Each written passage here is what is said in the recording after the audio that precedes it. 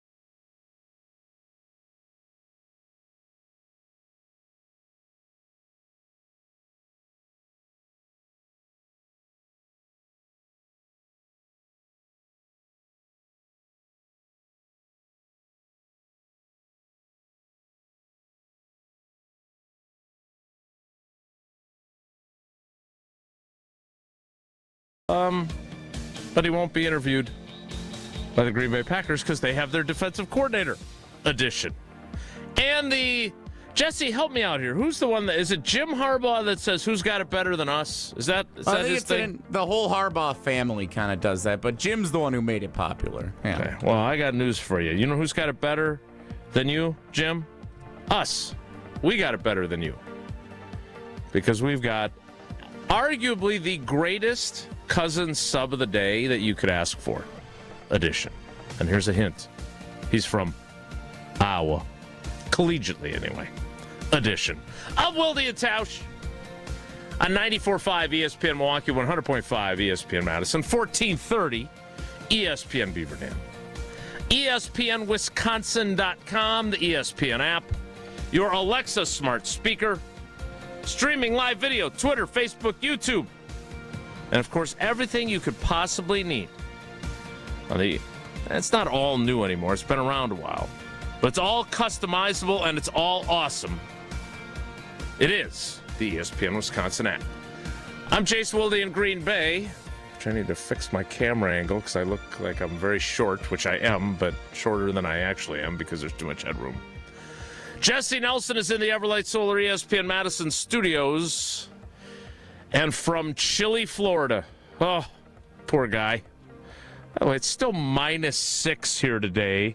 It's like our 4th consecutive day of sub-zero temperatures. This guy's got it rough, though. It's like 40-something, I'm sure. Poor guy. He is a future Packers Hall of Famer. He was our famous friend, but that's not royalty-free music anymore, so we don't call him that. But he is the great Brian Bulaga, the GOAT of Cousin Subs. Cousin Subs, we believe in better. Brian, good morning. Hello. How you doing? I'm good. Good morning. It's it's not that cold here yet. Today, at least. The cold temperatures come in tomorrow. Gets low 30s, maybe even to the 20s tomorrow morning down here. So today it's just overcast, raining, blowing in this cold front, but tomorrow is when the fun begins. So do you take us on not literally video-wise, but just generally speaking, take us on a tour of your closet. So you grew up in the Chicagoland area. You went to Iowa. You played for the Green Bay Packers, where you did not wear sleeves when it was cold outside. So what do you have left of cold weather gear? I'm sure you got a lot of Chargers cold weather gear that you held on to from your time in L.A. Yeah, I got a lot of leftover gear. A lot of leftover gear from L.A. Yeah. What do you got? So seriously, it's going to be 20.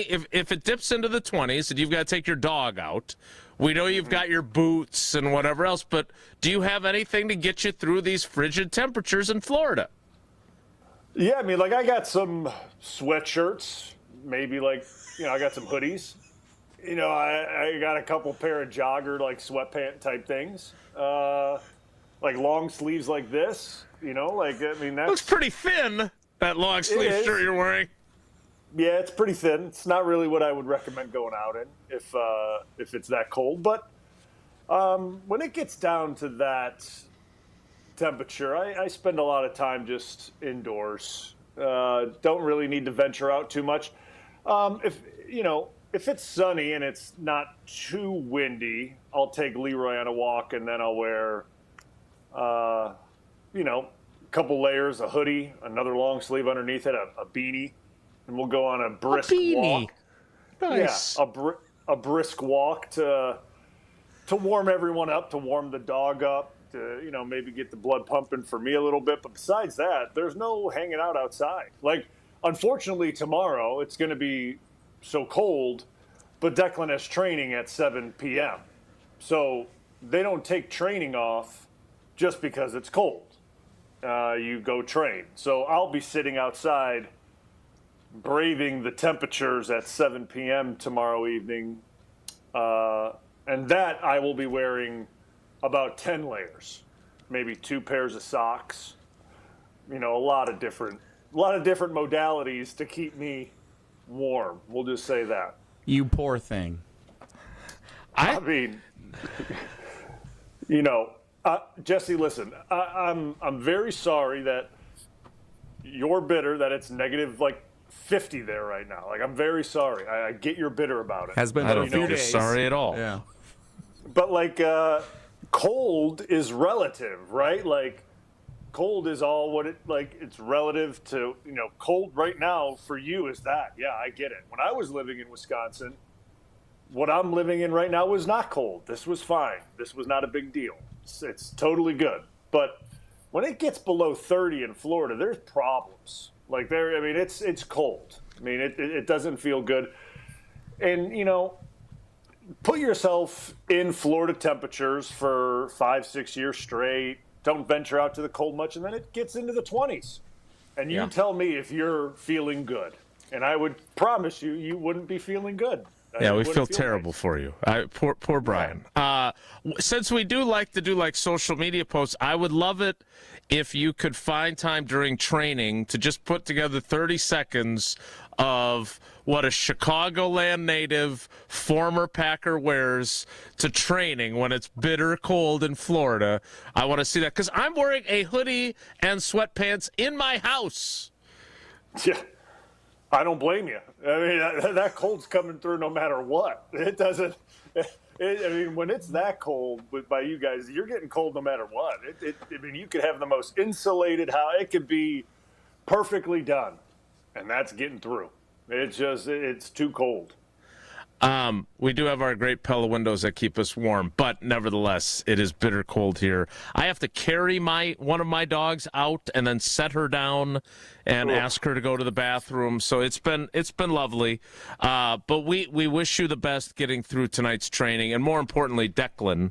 I hope he bundles up and has a good practice. All right, so I don't even know where to begin on this because for me, I will admit, not only was I looking forward to the possibility of Jim Leonhard, who I've known for 2 decades, being the defensive coordinator, but I do believe I am on the record saying, based on his interviews as the head coach of the Arizona Cardinals, I was not especially enamored with the idea of Jonathan Gannon being the new defensive coordinator because media starts with me.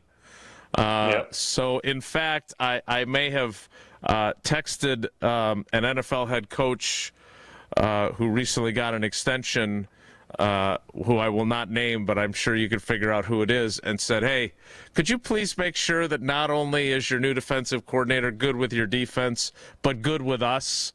And I was promised that he would be, but I'll believe it when I see it. Maybe when you're a head coach, it's different than when you're a defensive coordinator. But I was stunned, Brian, by the number of people that reacted negatively to this hire. Yeah.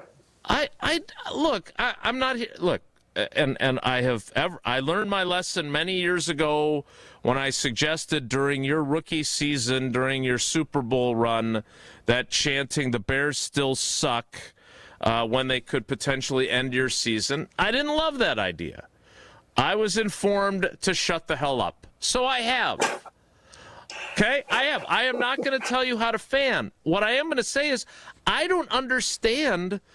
I mean, it does feel like, because I saw this with Mike McCarthy, and we'll get into him as well during the show today.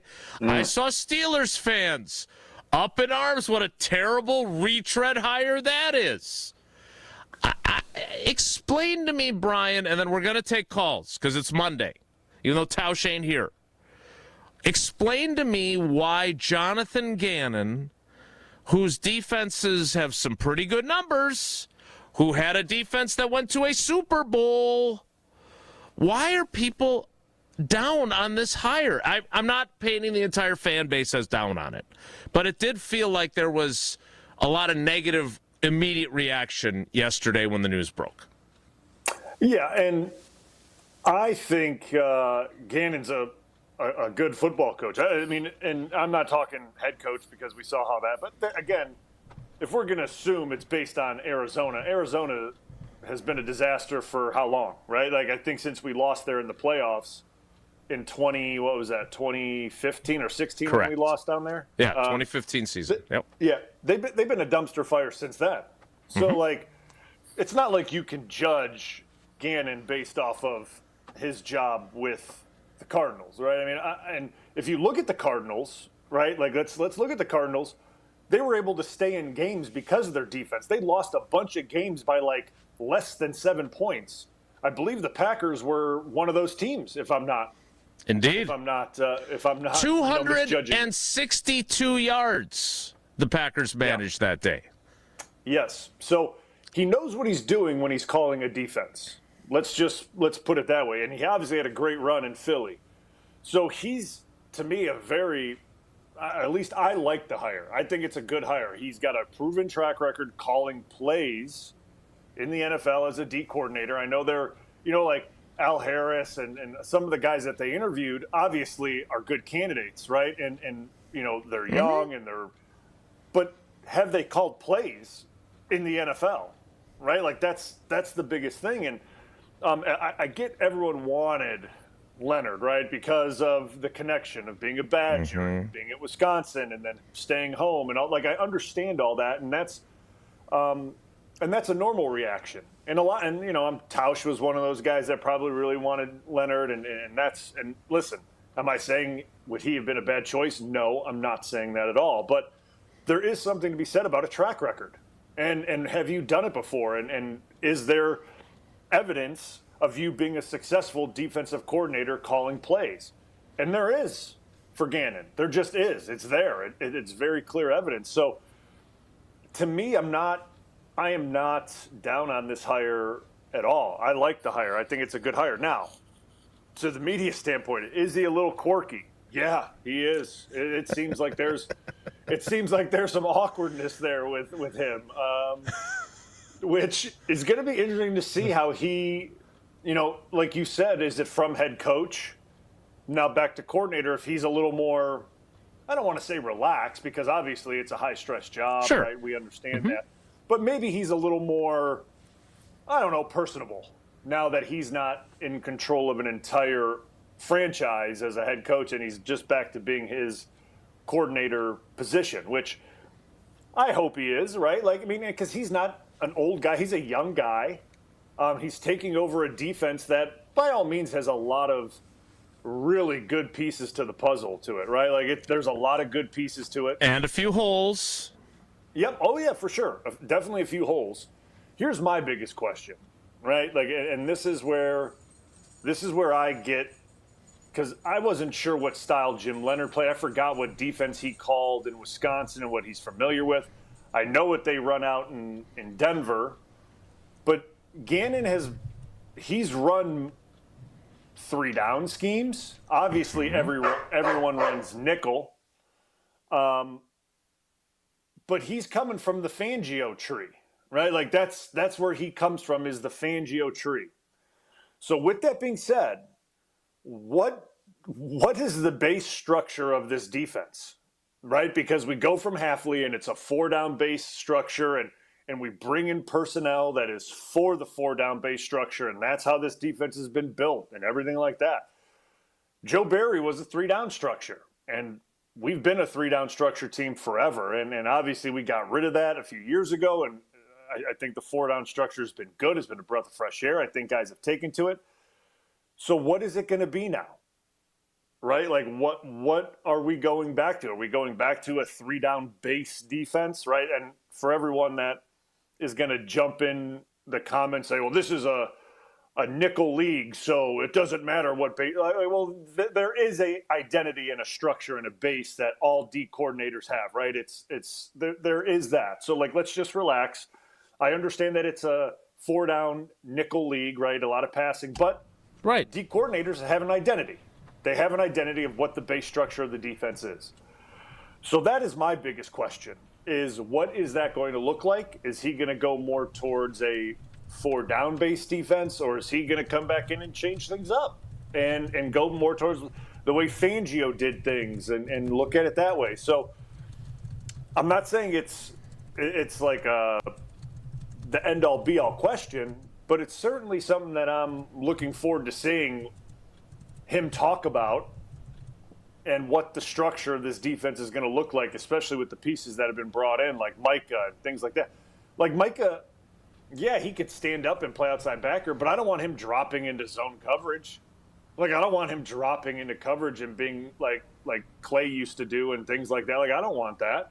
I want him constantly rushing the quarterback. I don't want to see him, go into zone like Joe Barry used to have the DNs do. Like, I don't want to see that. Like, that's not what DNs do. That's a day off for the tackles when the best pass rushers drop into, the curl flat route coverage. Spoken like a true tackle. Who knows? That's a great moment for you. Yep. Yes, it's like, oh, perfect. I get a looping 4-tech out here. That's really nice. Thank you, D coordinator. Like, that's nice. Right. Like, so I'm hoping that's not what we're going to see. But again, he's ran good defenses. It's just a matter of I want to see kind of what his thought process is as he gets into the building, sees the personnel, and we go from there. But like you said, there are holes to fill. There are definitely holes to fill. All right, I want to get to calls on this, but I do want to say this. As someone who likes Jim Leonhard a lot, if your question is why didn't they wait and at least give him an opportunity to interview, I think it is 1,000,000% valid question. I mean, the Broncos lost yesterday. So had they won, the only interview you could do with him was virtual because they had to get ready for the Super Bowl. But you had a week window to do a virtual interview. Now they lost.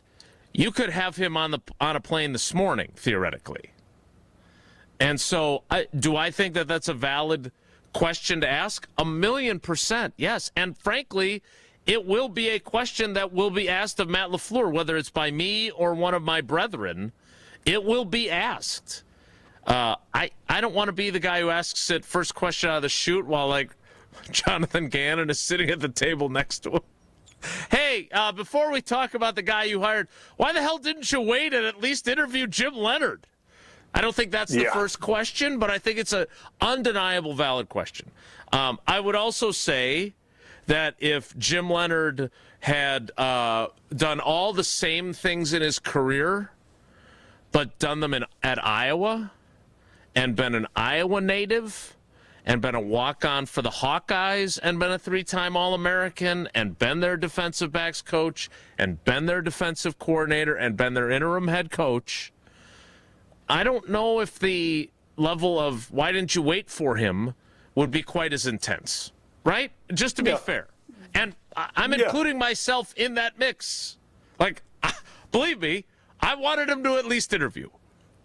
But again, it's a valid question. So I am not poo-pooing anyone who's wondering that because I'm wondering the same thing. And I look forward to Matt LaFleur facing that question. Maybe Gannon just blew his socks off, right? I mean, Gannon is a lot like Hafley in that, he had that line when he got the job with the Philadelphia Eagles, I don't have a scheme. And that was the same mentality that obviously he does, but that is that kind of shock and awe response to the head coach interviewing him because he wants to tailor it to the personnel he has. That's exactly what Hafley liked to do. But he still had base ideas. So I get it. I think those are valid concerns. I am especially intrigued, though, by Packers fans who are at either end of the spectrum. Like I'm sure there's a group in the middle that's like, okay, he seems okay. We'll see how he does. That's me usually, right? I want to know where you're at. Either you're like, I love this hire and here's why, or I hate this hire and here's why. 844-770-3776, 844-770-3776. That is the Carbless Talking text line. Less is more. We want to get your reaction. I was on Sunday Karma yesterday with Craig Karmazin, with Greg Scalzo, with Kyle Wallace, and with Alex Strofe. And we took calls the entire time, including during my segment with the fellas. And it was mixed reviews. I think maybe we took 5 calls while I was on, and 4 were negative and 1 was positive. So I'm curious to see if we have that same ratio. 844-770-3776, 844-770-3776. That is the Carbless Talking text line. You heard me mention this to Brian earlier.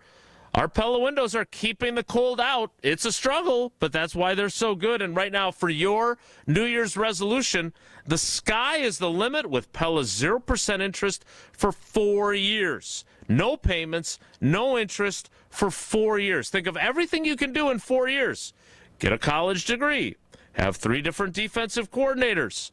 Raise your toddler until they're ready for school. Serve a full term as president. Start your own journey toward meeting your personal goals and enjoy Pella's high-quality products with exclusive features custom-made for your home. The deal ends January 31st, which, by the way, is like 5 days away. Where did January go? So schedule your free consultation today at PellaWI.com. Brian Bulaga is our cousin sub of the day. We'll get to your thoughts on Jonathan Gannon, the new defensive coordinator for the Green Bay Packers. Next, it's Wilde Tausch. Wilde Tausch is presented by Pella Windows and Doors of Wisconsin. Call Gina Della from Pella at 855-PELLA-WI or visit online at PellaWI.com/radio. Rock a big win this January at Potawatomi Casino Hotel Milwaukee.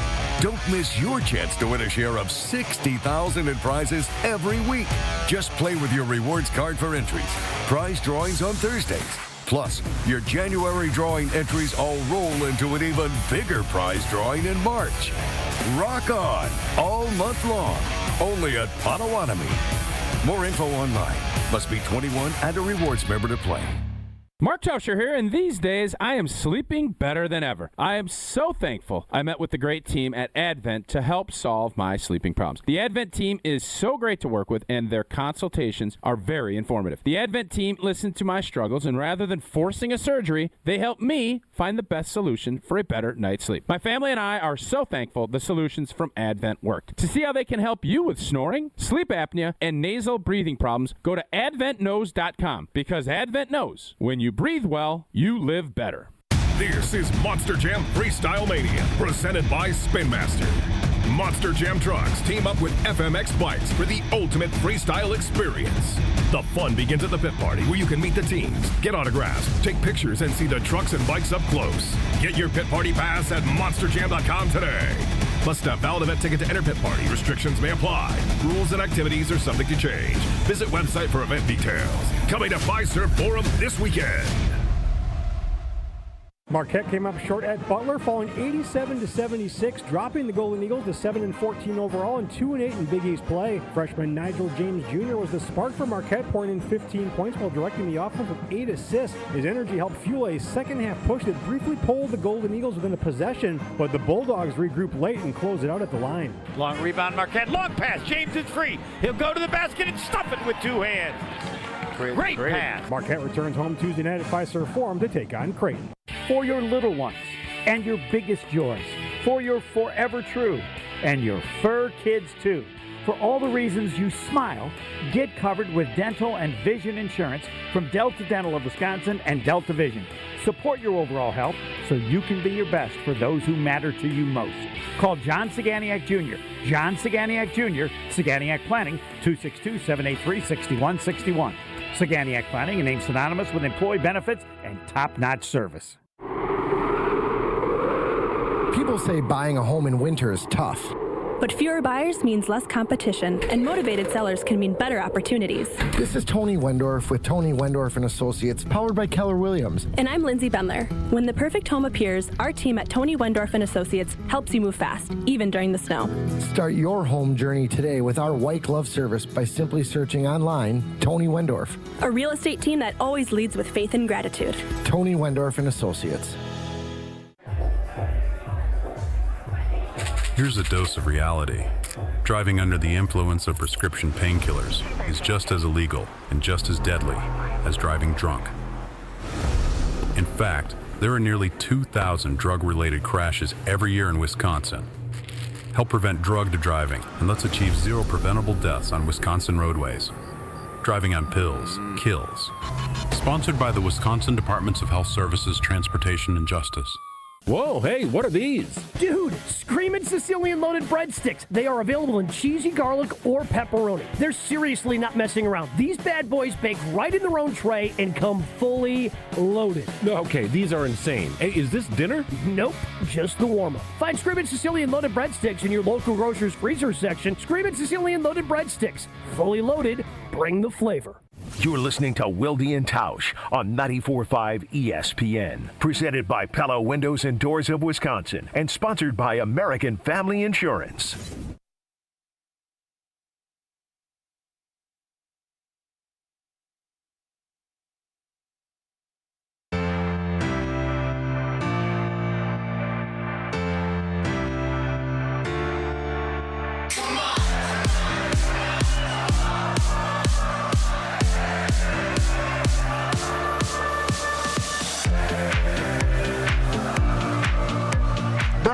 Is our cousin sub of the day.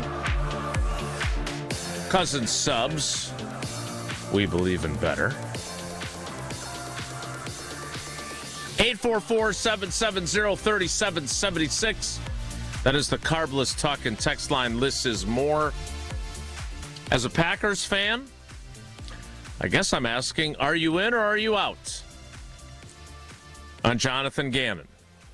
Before he coaches a single down, before he even gets introduced, before his hiring is even official.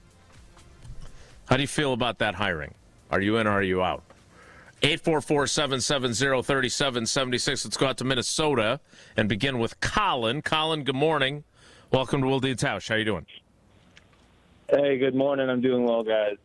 Just in the coffee shop getting my caffeine fix today. Yeah, I'm in. I'm 100% in on Gannon. It's not a flashy hire. I wasn't excited when I saw the headline. But same with Hafley. I felt the same way about him. You know, these guys stick around in the NFL for a reason. He's got the experience. He did well with the Eagles. I'm going to trust LaFleur. I'm going to trust Goody. I'm going to trust Ed Policy, and we're going to make it happen. I mean, 6 months from now, this could be the hiring of the offseason. I think, Colin, great point. And I think the better point, and thanks for the call, is what did people think when they hired Jeff Hafley? Like, rewind 2 years, and you're thinking, this guy didn't win at BC, right? So that was everyone's take. That was everyone's take. What do you mean? He couldn't even win at Boston College. Look at his record at BC. Well, okay. Like, again, I don't understand how that translates to be able to calling defensive plays, right? Like, you have to look at things, like, you have to, like, separate successful head coach, right, and then play caller. Like, I guarantee you, and, like, this goes back to the play calling thing, the Chargers are going to love their play caller that they just hired away from McDaniel that was in Miami as a play caller. It's just an offensive coordinator. They're probably going to love that. And Herbert's probably going to thrive with that. Mm-hmm. Doesn't mean he's a great head coach, but he sure knows how to call offensive plays. We have to, and he's only looking at one aspect now of this team. That's Gannon. Gannon doesn't care about what happens on offense. He's not worried about situational, what happens here, and I have to take care of the offense. No, he's worried about defense. So to me, that's why I agree. I agree with that. You can't look at what just because of what they did in the past means that they can't be a good coordinator. That's because they had a bad stint as a head coach. Because if that was the case, right, the Broncos should be terrible with their D coordinator. They should be terrible. They should be just awful. But for some reason, Vance Joseph, he calls pretty good plays in Denver for that defense. So I'm just throwing it out there because I'll put it this way: if you would have said we're going to hire Vance Joseph 3 years ago, people would have been like, "No way!" They would have lost their minds. But guess what? Guy knows what he's doing. Guy knows what he's doing when it comes to calling plays on the defensive side of the ball. So that's just my take on it. And you have to look at things and separate head coach responsibilities, coordinator responsibilities. Much different. I'm amazed by Vance Joseph because here's a guy who was the Broncos. He was their head coach once upon a time. And he had the humility to come back and be the defensive coordinator for a team that he used to be the head coach of. I don't think there's many people that can do that. And look, he may get a head coaching job, right? There are still openings. Yeah. Apparently no one wants the Browns job, which I'm not sure I can blame them. I love the essay portion. They're taking all these tests. Yes. They got to write an essay. How's that going for you? Instantly out. Instantly, no thank you. Hey, instantly, no thank you. At the rate they're going, you might have a shot at it. And with zero coaching experience beyond that championship that you won with Declan's Pee Wee team. Yes. But, Vance Joseph leaves and Jim Leonhard becomes their defensive coordinator. He's already their assistant head coach. So maybe there's something more to that story. Again, I get it. There's been a lot of conversation about him. So let's try and set that aside and focus just on Jonathan Gannon. 844-770-3776. Let's get to another call. There's John in Milwaukee. John, good morning. Welcome to Wilde Tausch. Where are you at on Jonathan Gannon? I'm the guy who talked to you yesterday that you probably said is the only positive out of your callers. I remember. That was you. Yes, indeed. That was me. So I wanted to finish our conversation, so thanks for taking my call. Your coworker was so negative about the hire, and he was like, his comeback to me was, I get to have my opinion. Of course you do. And it's nice of you to let us call in to give ours. It's great. But his opinion was a rant. And the rant was, it's a bad hire, a safe hire. They're going to be 9-7, get ousted in the first round, and blame it on injuries. And that's just an unrealistic take because – first of all, the injuries were a huge part. We got into a little bit yesterday. No doubt. And you can't have both. You can't say that Hafley is a great coordinator, but his team gave up 25 points in the fourth quarter, but injuries, you blame the injuries. Well, of course you blame the injuries. If we have Edgerrin Cooper, Devontae Wyatt, and Micah Parsons, nobody can rationally think we're going to give up 25 points in the fourth quarter, right? It's not going to happen. We're going to probably not do that. So it wasn't really Hafley's fault. We were injured badly. So you could say, well, Hafley's not a good coordinator. So Jonathan is a good hire because he has a lot of experience. He did great in Philly. Hafley's team never got turnovers. His teams did. No one wants to talk about that. Well, in fairness, John, I'll let you finish.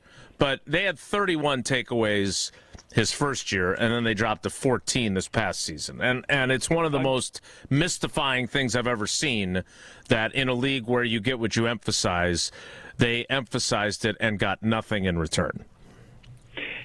Right. He did have a good first year, that's for sure. But again, nobody knew who he was. And like, oh, who's this guy, right? Boston College, very few people, Packer fans, knew who he was. And there's something to be said for a guy in the room that has head coaching experience, too. There is something to be said for that. And I think that everyone overestimates my question to you, Jason, is you should also ask about Raheem Morris then. Raheem Morris has been highly successful in this league, to quote McCarthy, highly successful. And he's done pretty good as a head coach. And a lot of these guys that get head coaching jobs don't do that great when they're coordinators because they go to usually a bad organization with a bad quarterback. So it's hard to be successful. You don't go and inherit what LaFleur did, right? I mean, so a lot of times these guys go back to being coordinators are really good again because they're good at what they do, but they're also in the right situation again. Because most of these coaches, like, is Hafley going to have success at Miami with no quarterback? Not right away. He's got to get a quarterback, right? I mean, Ben Johnson waited to go be with Caleb Williams. Harbaugh went because of Dart. Like, the good guys know what they're doing, the guys that are in demand. They just don't go to a terrible organization. Miami's been horrible. Cleveland. These are hard organizations to win at. So I'm sticking up for Gannon, saying you go to Arizona with a quarterback that's a little bit of a head case, and you don't have any structure there. It's not a good organization. It's hard to win there. So I think we got to let them at least coordinate for a little while before we say it's a bad hire. So do me a favor. If you're going to ask about Jim Leonhard, ask about Raheem Morris. And again, scheme matters. I know that 2/3 of the time we're in nickel, most teams, but Jim Leonhard's a 3-4 guy. Morris is a 3-4 guy. And we basically have 4-3 personnel. Is that a fair statement? Yep.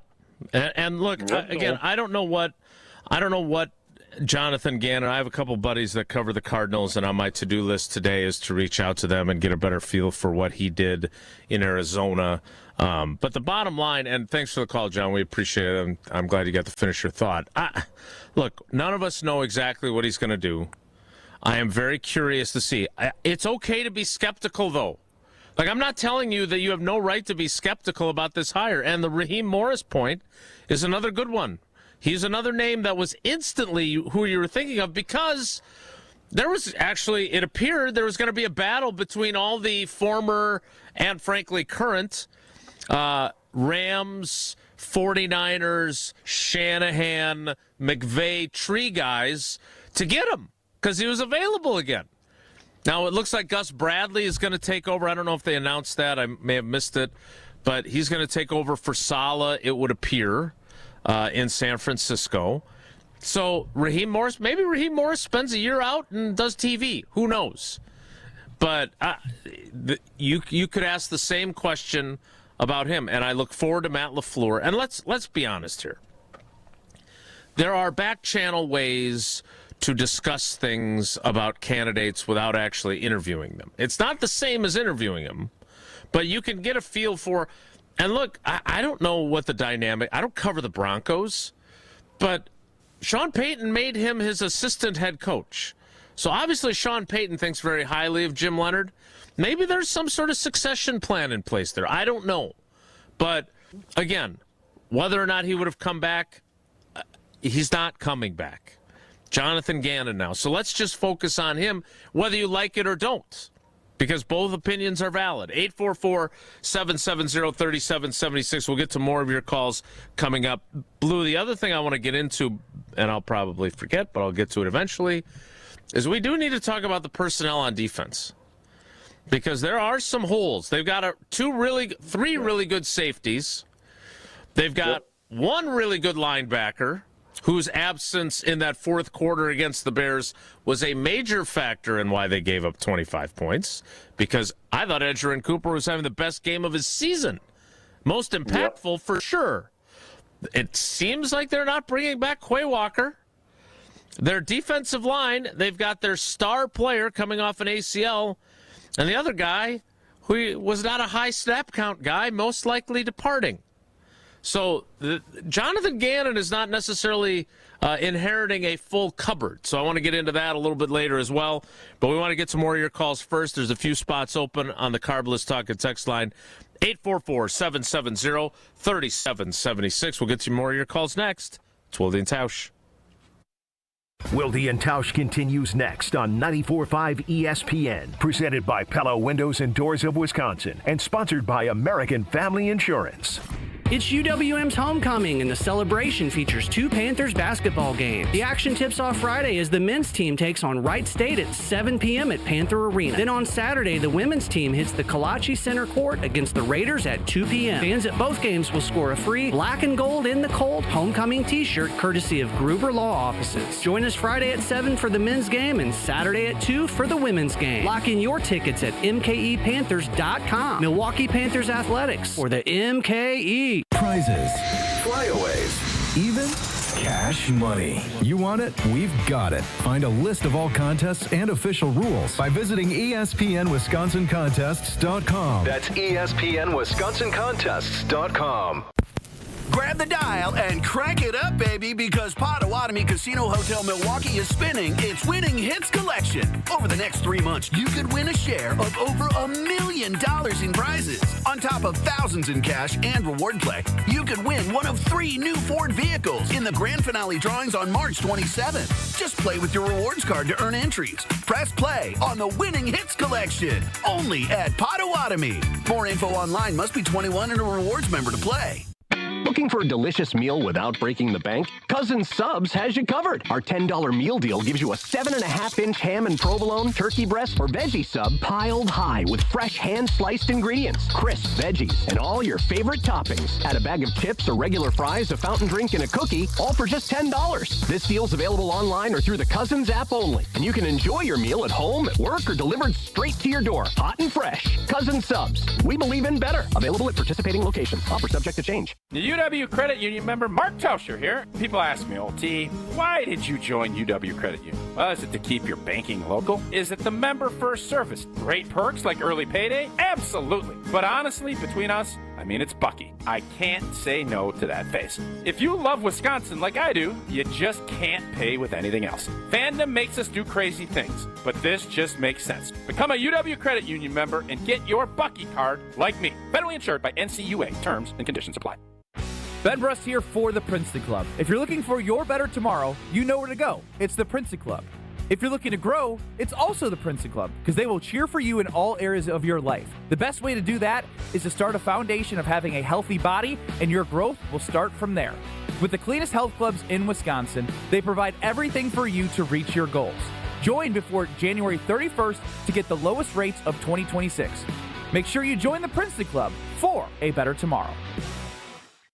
Is it time to buy an engagement ring? Or a big anniversary diamond? Kessler's has diamonds that come from diamond mines. And we also have diamonds that come from plasma chambers. When you see the size of the diamond you can afford when you look at our high-tech newborn created diamonds, you're going to be happy, happy, happy. And with approved credit, our financing plans make anything possible. Our selection of engagement rings is beyond compare. And our custom design department can modify any ring in any way you choose. Anyone who says they can give you a better ring or a better diamond or a better price has never been to Kessler's. And our miraculous no small print warranty says, if you bought it at Kessler's, it's guaranteed.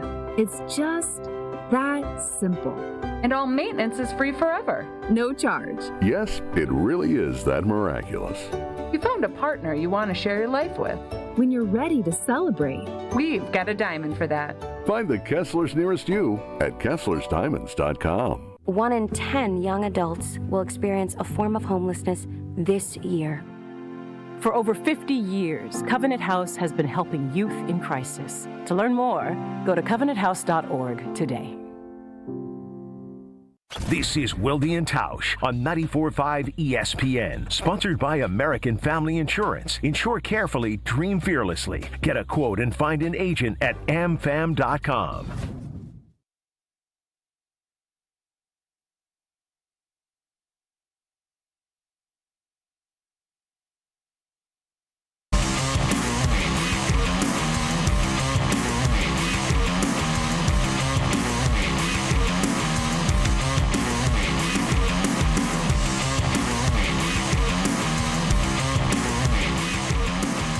Four 770-3776.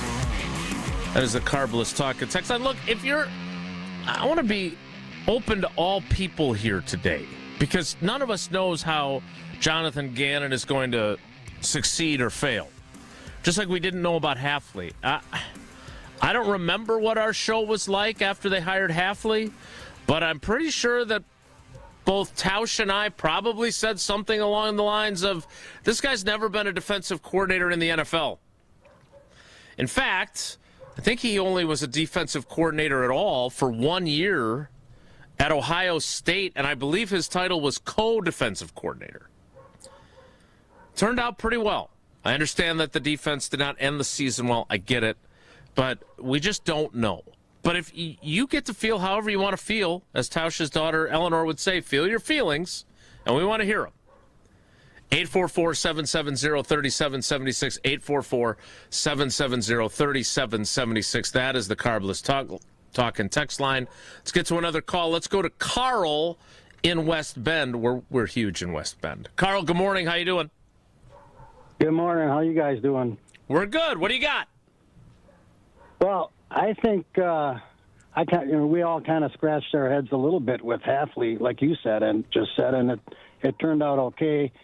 What happens in the NFL every year, there's 5 to 7, 8, this year 9, whatever it was, head coach openings, and most of those coaches are filled by offensive and defensive coordinators that were all pretty decent. That's probably why they're getting the job, So then they get the job, and they're handed more responsibility. They're not, like in some cases, they're not calling the plays anymore. If you have a defensive coordinator or offensive coordinator, but some of them still call their own plays. But it seems like when they get handed a lot more responsibility, some of them fail, and then they end up back in the cycle again. They're back in that, this Raheem Morris is available, and Jim Leonhard and John Gannon or whatever. It's like he's done the job before. Am I okay with it? I guess I'm okay with it. I just don't understand why we wouldn't wait one more day.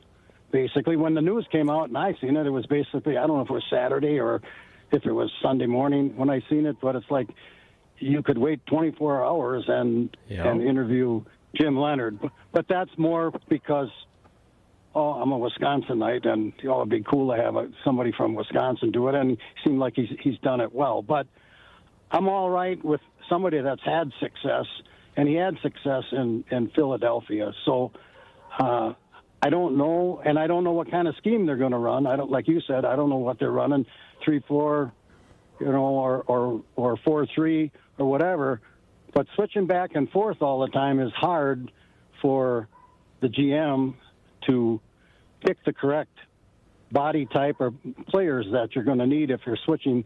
And we've had 4 defensive coordinators already, and it seems like the whole tenure of Goody's picks have been largely on defense, and we haven't been that successful at picking on defense.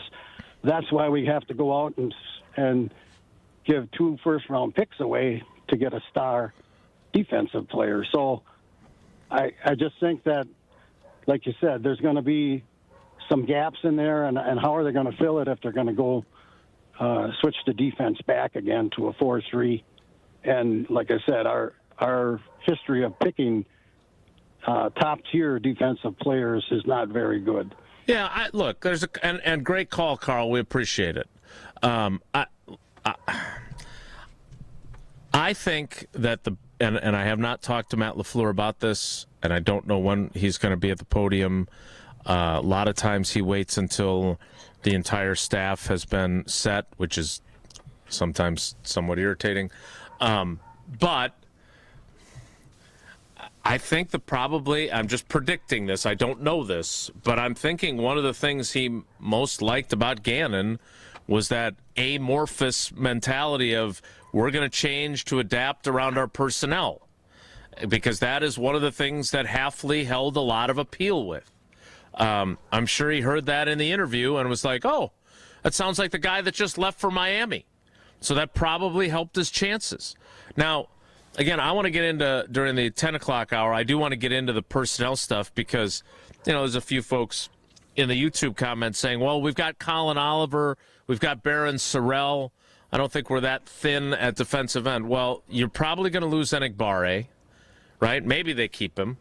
You're going to move on from Rashawn Gary, most likely. I don't want to assume anything, but I think so. And look, I like Colin Oliver too. The thing I love most about him is that when people were calling him Baby Micah, he said, no. I just want to be Colin Oliver, which, nice, right? That's what you want to hear from a guy. Yeah. I like Baron Sorrell, not just because his dad was in our YouTube comments after they drafted him. We saw some pretty good things from him. But they were still rookies who played either very little or almost not at all as rookies. So I don't know what they have there. So I'm intrigued by that. But, Brian, I do want to ask to kind of take a break from the calls for a second. How much does scheme matter? Like, old Joe Philbin used to say it's about Jimmys and Joes, not X's and O's. But the X's and O's do matter, too. Yeah, they matter because they have to line up a certain way and they have a certain job, right? Like, I mean, that's the reality of it. They have a job to do, and there's instruction of what they need to do and responsibilities and rules. Yeah, the personnel matters from like a player standpoint, like you said. Like it matters how good the players are and things like that. That's all very true. But you have to be able to execute what the coach is asking you to do in the scheme. So to me, the scheme is a big deal, and how the coach is able to adapt and run his scheme against certain offenses, and how he's able to mold the personnel that he has into a scheme and deploy it, right? Like, I think that's a big deal. I really do. Like, I think that's why you look at on the offensive side of the ball from a schematic standpoint, like the scheme it's not changed, but there's been changes to the scheme in some points from when Matt first got here to right now. You see different aspects of it in the run game. In the pass game, that changes as well because of the play action and things that come off of it. So, like, it's how coaches deploy their scheme with the talent that they have. It's a mix of both. It's a mix of both. Yes, it is up to the players to go out and do it well, obviously. Like, you have to have good players to go, get the job done and make the scheme look good. But there's something to be said about putting guys in the right place and asking them to do what you think they can, or like not giving them too much or having them do a job that they can't do, and then it throws off everything. Like, there's something to be said about that. And having a good coordinator that understands that, and he can see what he has, and he knows how to deploy guys in certain areas and what responsibilities he gives them, is important. Like, it's kind of crucial, because if you didn't have that, you just have guys going up there lining up and, all right, guys, go play. And that probably wouldn't work. It just wouldn't work. So, and again, it goes, I mean, the last caller, he made some good points, and it's going to continue to go back kind of like what you said, Jason. One of the questions you're going to ask: why didn't you wait a day for Jim Leonhard? Why didn't you wait a day? And the caller even admitted it. He's like, it's because I'm a Wisconsinite, right? From Wisconsin, and things like that. And like, I understand all that, but if you think you found the guy, right? If you think you found the guy and you like this, LaFleur, the way he liked Gannon, why would you just kick the can down the road another 24 to 48 hours, right? Like, what's the point? It's one of those things that I that's why I'm on board with what the hire, and with Matt. If he liked his guy, he liked him. And like, when Gannon's name started to kind of pop up potentially as an interview, I said to myself, I think he's a good coach. Like, I think that's a good hire. Like, I think that will be a good hire if that's who they decide to go with, based on experience and past results. And then you watched how he played defense against the Green Bay Packers this year. They did, like, you have to look at, evidence-based results, who's calling the plays and how he's doing it, and he's done a good job. So, listen, I didn't listen to the program yesterday that you were on. I'm sure. I know Strophe was probably positive about it. If I had to take a guess, I bet Strophe was. I think so. I would guess that there were. Who else are you on with? I just want to. So it's Greg Scalzo, and Kyle. And I would guess that Scalzo is probably super negative. If I had to take a guess, it seems like it seems like if like that's kind of his take on it. He was probably super negative. And the thing is, like, what unicorn are you looking for as a coordinator, right? Like, what would have been the perfect hire? You like, if you think it's Leonhard, okay, so you have the college success that he had, right, which is great. But show me the NFL success. That's what I'm looking for. I'm looking, like, we think this is a deep playoff run, Super Bowl caliber team, correct? Like, that's everyone's expectation, as it should be with the players that are on this team and the roster. That should be the expectation. So as much as we all may like Leonhard and respect what he's done in the league and respect what he did in college and things like that, there's something to be said about hiring the guy that has proven it, that's gone to a Super Bowl with the defense, that's done all those things. Like, there's something to be said about that. And listen, Leonhard, he may get hired in a year or two, and he may be great, which, hey, I mean, that may be the case. It may not be the case, right? Like, it may not be the case. You just don't know. But to say, like, yeah, he's going to be the guy because, you know, the Broncos' defense was really good, well, Vance Joseph is calling the defense. Like, it is Vance Joseph's defense. It is his kind of his mold and things like that. So if you just think, because the Broncos were good and Jim Leonhard was the passing game coordinator there, that means he's going to bring that just to Green Bay. It's going to be perfect. Well, he wasn't in the situational calls. He wasn't making those decisions when it was 3rd and short or 3rd and 4 and what pressures to bring or what zones to run or is it man? Is like, he wasn't making those calls. That was Vance. Right. So there's something to be said about the guys that have done it and have the experience doing it. Now, someone's going to give Leonhard a chance eventually, right? He is a good football coach. I'm not saying that he's not. But we think we want someone, or at least I think the fans want someone that has done it, prove it, like they've proven it. And that's why I like the Gannon hire. Like, I would have been, and I would have been okay with Raheem Morris too if that was the hire. I would have been fine with that. Like, there's something to be said about guys that have done it and they repeatedly have done it. So, like, that's where I'm at with it. And it has nothing to do with me not liking Jim Leonhard. It's just that the guys that have called the plays and have done it. Like, and that's what you're looking for. Now, if these coordinators, or like if Gannon hadn't been on a winning defense and he's just been on a team that he's called defense on, they've been terrible, well, then that's a different discussion. But that's not the case. That's not the case in this situation. We will get to more of your calls coming up, along with our brilliant insight from Brian Bulaga. A couple other things we want to get to while we have Brian today for a full 3 hours. Mike McCarthy is the new head coach in Pittsburgh. I want to talk about that. And I also want to talk about the personnel on defense. We'll get to that, but we want to get to your calls. So if you're on hold, stay there. We'll get to you next. It's Wilde Tausch. This is Wilde Tausch on 94.5 ESPN, presented by Pella Windows and Doors of Wisconsin, and sponsored by American Family Insurance.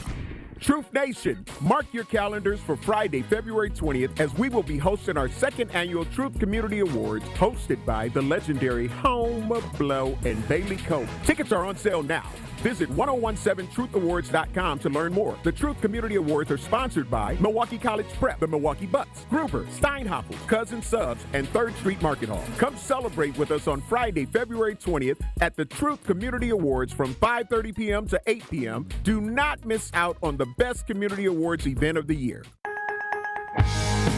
Without an Advent clinic nearby, people suffering needlessly from chronic nasal congestion and sinus infections would be stuck with either Band-Aid or Sledgehammer solutions.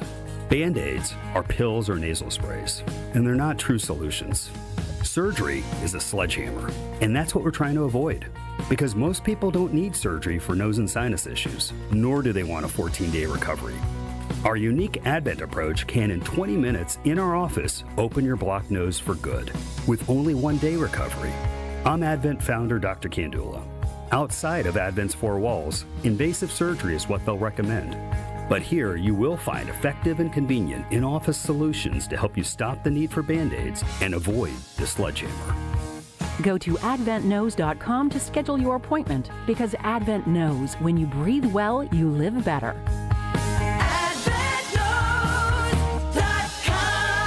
Most insurance accepted. 4 years. That's enough time to earn a college degree, to serve a full term as a president, to train for something big and become someone new. You bet, and get 0% interest for 4 years at Pella Windows and Doors of Wisconsin, so you can invest in your home and in life's biggest moments. With exclusive features and customizations, Pella offers the highest quality products at a price you can afford. Aim high when setting your New Year's resolution, and imagine what you can do in 4 years when you finance your home project with Pella. Visit PellaWI.com today.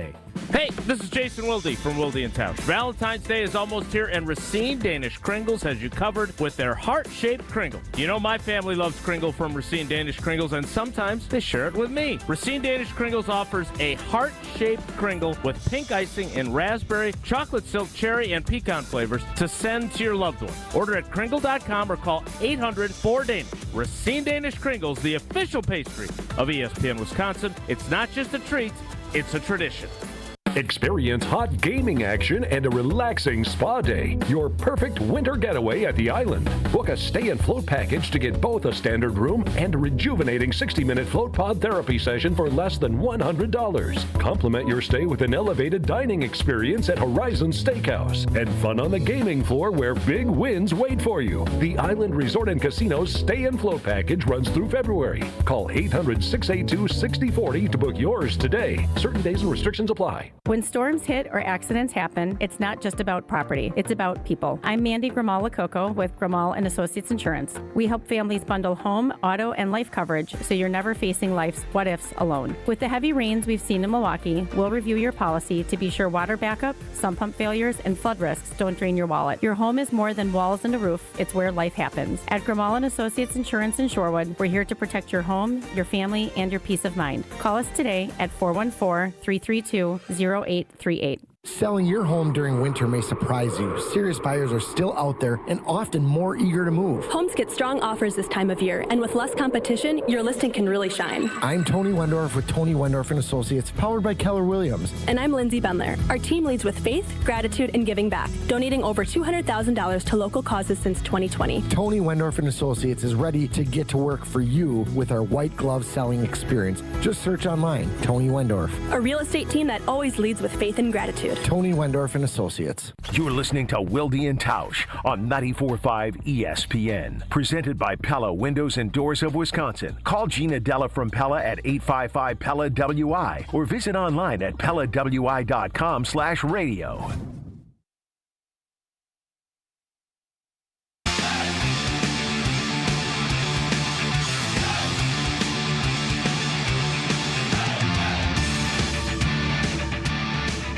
I'm not saying that when we have Brian Bulaga on the show, we're never on time.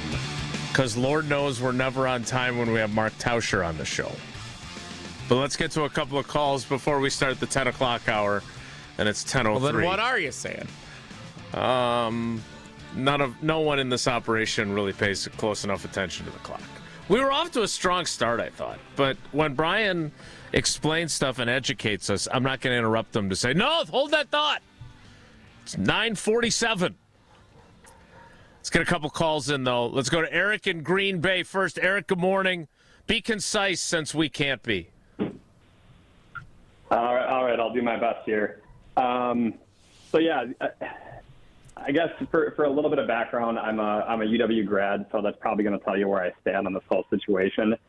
And I don't hate the Gannon hire as much as I do I'm just bumming out about the fact that we didn't have the opportunity to interview Leonhard. And for me, he kind of seems like the one that got away. Like, it's one of those rom-coms where, in fact, my wife and I just watched one this weekend where, like, the timing's just off. It's this will they, won't they the entire time. And at the end, they get together. And I thought that was finally going to be the case. The defensive coordinator position didn't work out for us the first time around. Obviously, he was in a position to potentially take over as the Badgers head coach. That went to Fickle, and it seemed like he was finally going to be coming home, especially with the Gannon interview going from Thursday into Friday and then not hearing any news Friday or Saturday. It seemed like we were going to give the guy a shot. So I kind of had my hopes up. And for me, when I just look at the guy's career, one of the reasons I was so passionate in wanting Jim Leonhard is he has overachieved everywhere. I think he's 5'8", went on to be a walk-on to a 3-time All-American, undrafted, having a 7-year career in the NFL. His entire career has been built on being smart and being in the right position. He doesn't have the God-given speed or size to catch up if he's not in the right spot. And I just think that that detail-oriented approach, and he took that into coaching. And when you look at what the Badger defenses had pumped out under him, again, I know it's college, but your Edwards, your Van Ginkels, Watts, Herbig, Chanel, Sanborn, these are guys who achieved at the next level, had always spoken glowingly about their time at Wisconsin and the way they elevated under Jim Leonhard. And I guess for me is when I look at his career from player to coach, even as assistant coach, it seems like he has never he's risen to every single level. He hasn't failed yet. And I just kind of wanted to ride that high rather than, again, I know it's the head coach with Gannon, but I loved the potential, and I just kind of wanted to be proven wrong, if anything, with Jim Leonhard. I wanted him to have the chance to continue to be great. And if he failed, then I could say, all right, that wasn't the best. And I wouldn't have. And I'm a LaFleur guy. When I looked at the landscape of the potential coaches that we had available, totally fine bringing him back. I think that was a smart call.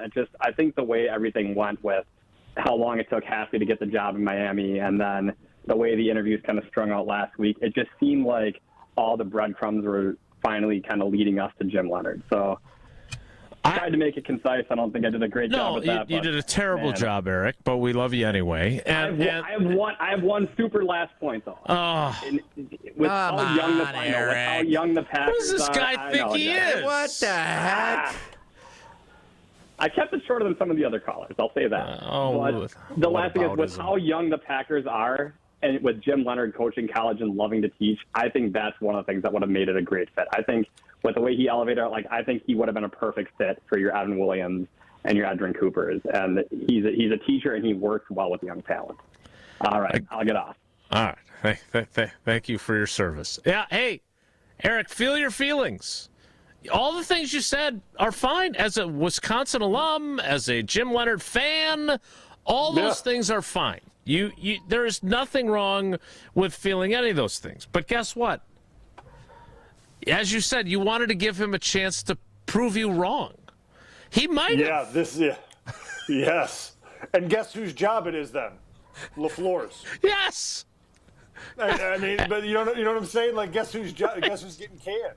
It's LaFleur. So he made a bunch of great points, and I understand them. But LaFleur's not taking the risk of potentially failing. He doesn't want to take that risk of he's never done it. Because it's his job. We all know that, right? I think everyone's been very clear and very, very critical of Matt, right? For sure. He gets the Hafley hire right for the most part, right? I understand what happened in Chicago. I get it. It wasn't good. I get it from a defensive standpoint. But he gets the Hafley hire right, correct? The defense improves greatly. Okay, Hafley goes. If he gets this one wrong, right, and the defense is awful, although we don't know if it would have been with Leonhard or not. I'm not saying it would have. But to say I wanted to see if it would fail. He can't really take that risk. Matt LaFleur does not want to see if it's going to fail. No, that's fair. He doesn't want to take that risk. He wants to see okay, here's the data. Here it is. This, he definitely made this work here, and this definitely worked here. That's kind of what he's looking for, right? And again, I continue to say it, and everyone expects this roster to be a deep playoff push team and a Super Bowl type team, right? That's what we expect. And that, you have to have a guy that has done that. Gannon's done that. That's where I'm getting at. He's led a defense that has done that. And to me, that's what you hire on. Like that's how you make the hire, and that's why you make the hire, because there's the facts there that he has led a defense that was very good, that got to a Super Bowl, and like to the caller's point, a bunch of talented young players that he coached at Wisconsin. Gannon did the same in Philly with that defense. What was it, multiple years ago? A lot of young talent that played really well. Like, so. And look, you can flip it around and say maybe he's not a great defensive coordinator. They just plied him with a ton of really good talent, right? I mean, yes. Jalen Carter's going to make any defensive coordinator a better defensive coordinator, right? All those guys he had to work with. I get that. Yeah. But for sure, he has the I mean, the dude is 43 years old, and I think his playing career ended because of a hip injury. I think he played at Louisville. But, like, the guy's been coaching for 20 years, and he's only 43. Like, and he started out in the NFL in the St. Louis Rams personnel department. So he also has a little bit of scouting experience. So, again, I am not staking my children's college funds on Jonathan Gannon being the second coming of Fritz Schirmer. I don't know what he's going to do. But at the same time, I don't think that this is an atrocious hire, as some may feel. And if we get out of our Jim Leonhard feelings, we should at least say, you know what? This may actually be a really, especially for where they're at. And again, there's a personnel issue here that I want to get into after we get to a couple more calls to top off the 10 o'clock hour. I learned something new over the weekend. I didn't know. I always tell you that Gruber Law Offices does a ton of stuff in our community and great with all the charitable causes. And yes, the most important thing if you've been injured is that they're going to win your case. So one call, that's all, 414-276-6666, 414-276-6666. But I didn't realize this. So Gruber Law Offices has a partnership with Wisconsin Athletics, which I knew that. But for every free throw that the Wisconsin men's basketball team makes at home this season, they make a donation to the UW Carbone Cancer Center. So every time they make a free throw, that's more money for the UW Carbone Cancer Center from Gruber Law Offices. There were an estimated 36,520 new cancer cases in Wisconsin last year alone. So nearly all of us have been affected by this disease in our lifetimes. Paula had breast cancer several years ago. I know what this is like, and I know how important the UW Carbone Cancer Center is. So the fact that Gruber Law Offices supports them is phenomenal. And we appreciate that, and we appreciate our partnership with them as well. Gruber Law Offices, one call. That's all. We will call on the 10 o'clock hour to start right on time at 10:15 in 2 minutes, so stick around. Don't go anywhere. Another hour of Wilde Tausch, presented by Pella Windows and Doors of Wisconsin, is coming up next on ESPN Wisconsin and the ESPN Wisconsin app.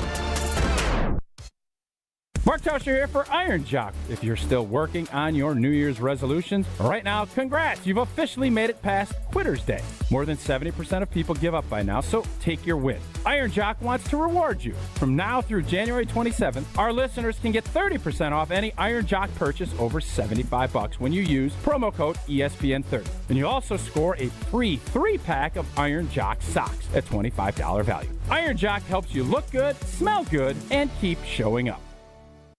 UW Credit Union presents the Student Athlete of the Week, supporting local student athletes as they grow on the field, in the classroom, and in the community. UW Credit Union is here for every you. Learn more at uwcu.org. With your UW Credit Union Student Athlete of the Week, I'm Will Summers. This week's UW Credit Union Student Athlete of the Week is Arrowhead senior and Minnesota commit Natalie Kussow. Kussow etched her name into the record books, becoming the all-time leading scorer in Waukesha County girls girls basketball history. She followed the record-breaking milestone with a dominant performance in Arrowhead's 77-41 win over Muskego, finishing with 33 points as the Warhawks improved to a perfect 13-0 on the season. Already a Wisconsin Gatorade Player of the Year and a contributor to a state championship track and field team, Kusow continues to lead one of the top programs in Wisconsin while preparing to join the University of Minnesota next season. Congratulations to Natalie Kusow, your UW Credit Union Student Athlete of the Week.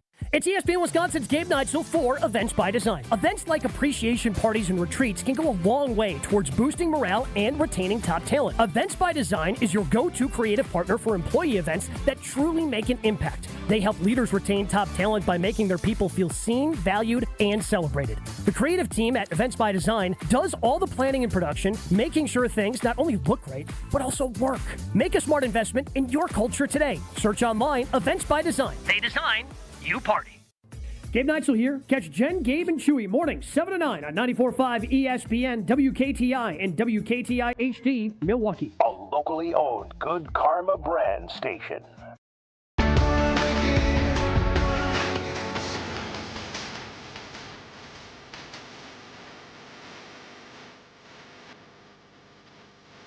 The 10 o'clock hour of Wilde Tausch with Brian Bulaga as our cousin sublet, cousin subs.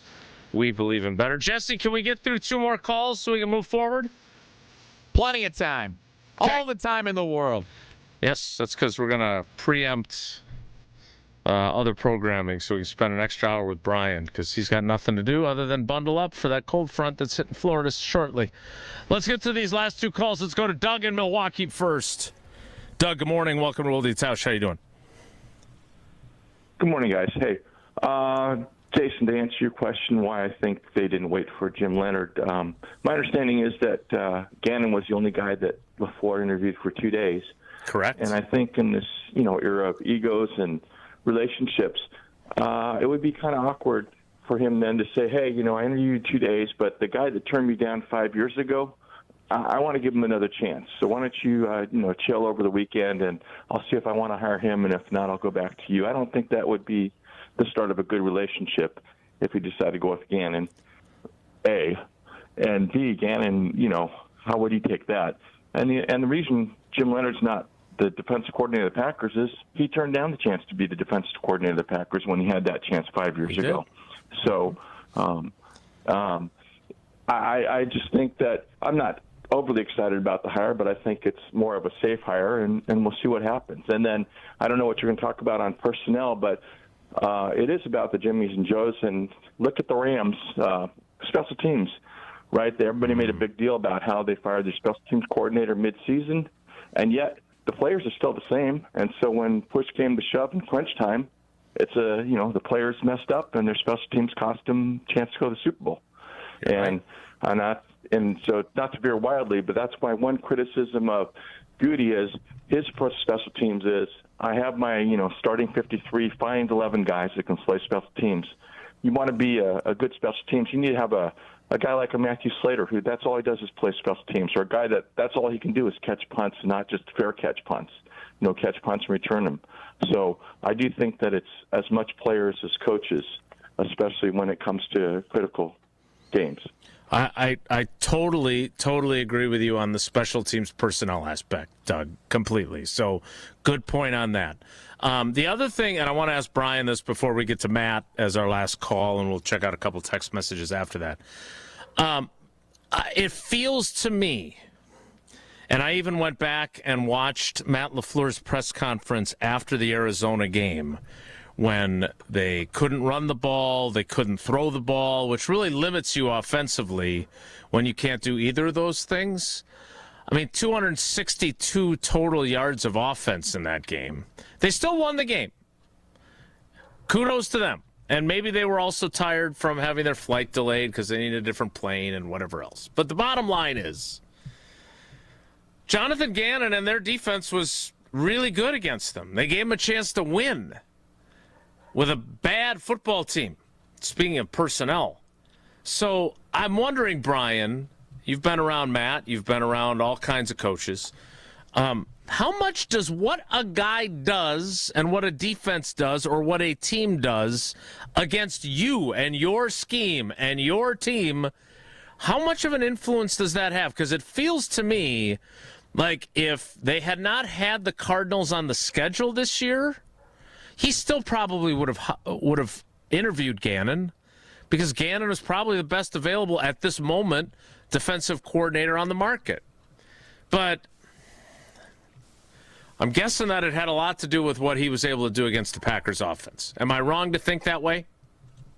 No, you're not wrong to think that way, because how do you think people, judge players when they go to free agency? It's based off how they did against them, against their best players, and like how they schemed against them and things like that, or how they played against their scheme and their top players. So it's the same way that GMs evaluate players as well. Now it's not always like for like that you play that player, then you go out and buy that player. Sure. But certainly the Packers have had experience against Micah Parsons.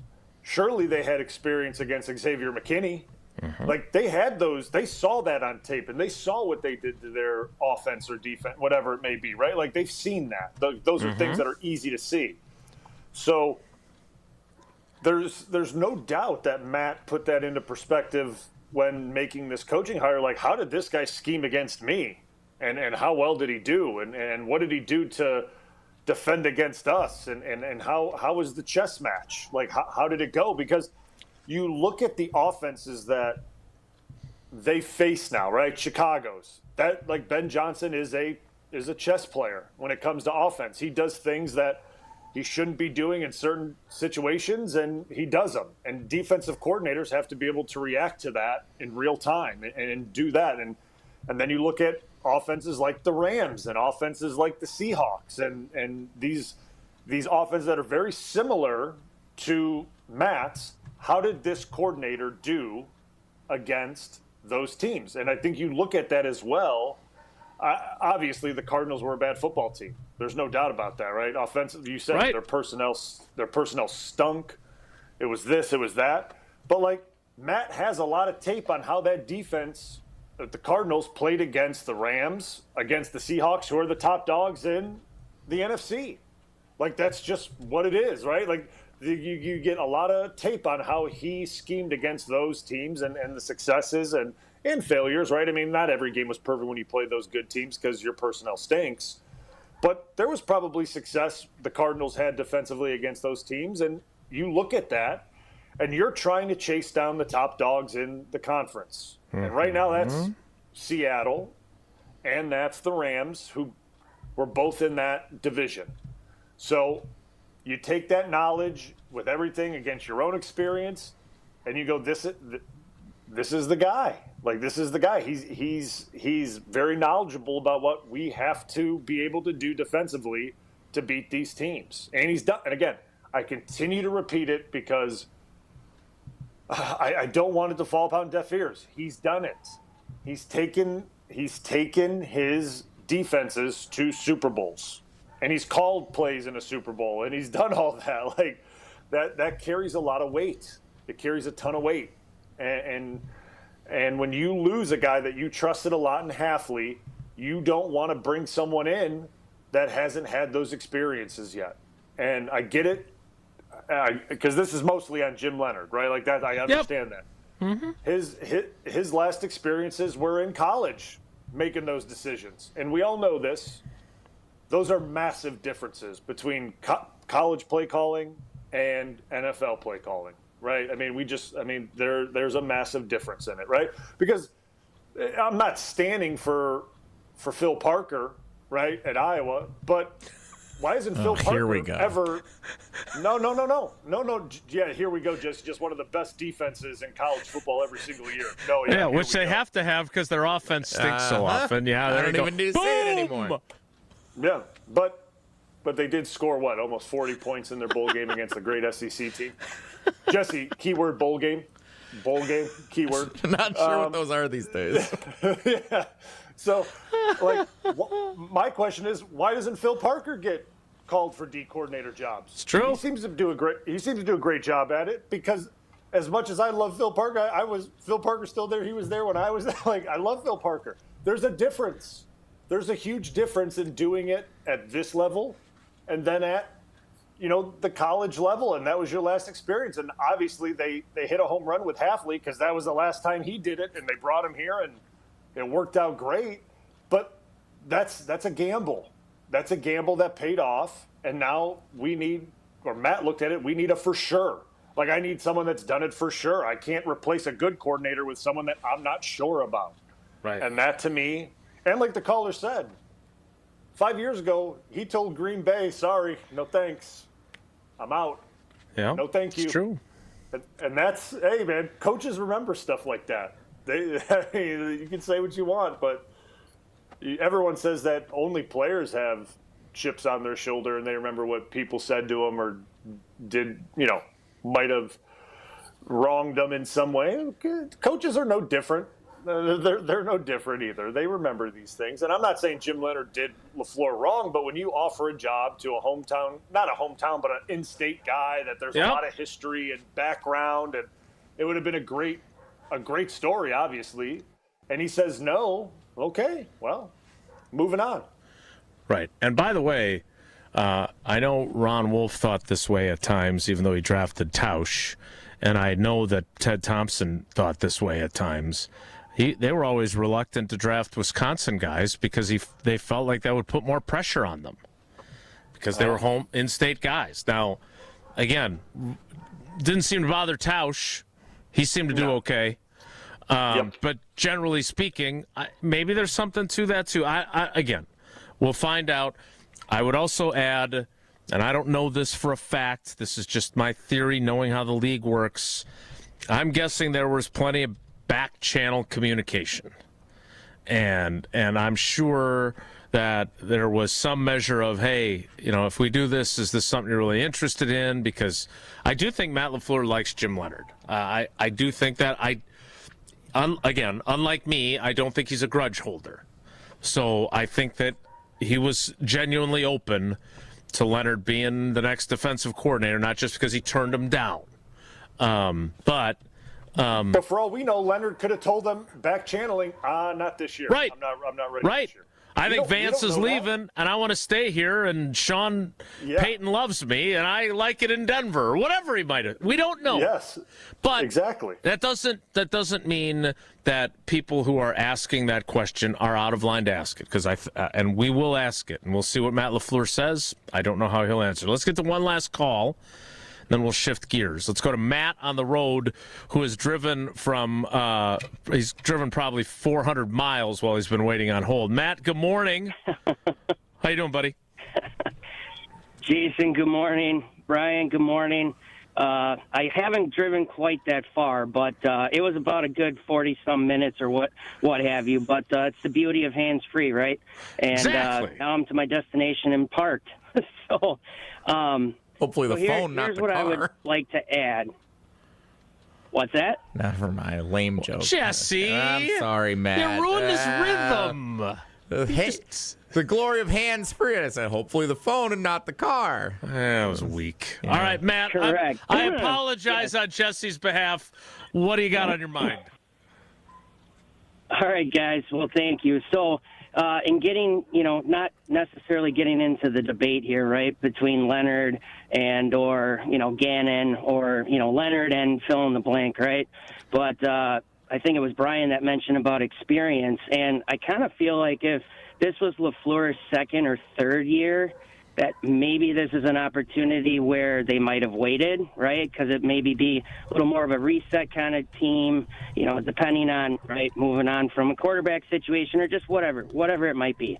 And the fact that Gannon, being 43, like you were saying, 20-plus years already coaching, the guy's been a head coach, a successful defensive coordinator. Yes, they didn't win a Super Bowl, but Gannon understands that in order for him to be looked at in the future as a head coach again and to get an opportunity, man, what better chance than to go to Green Bay, who also has, let's just say, a 2 to 3 year championship window mentality, So it lines up from the team perspective, Gannon's perspective, that, hey, I don't have to worry about everything of being a head coach. I can come in here and I can kick some you-know-what with a defense that we do have pieces, some tweaks, and we'll see where it goes from there.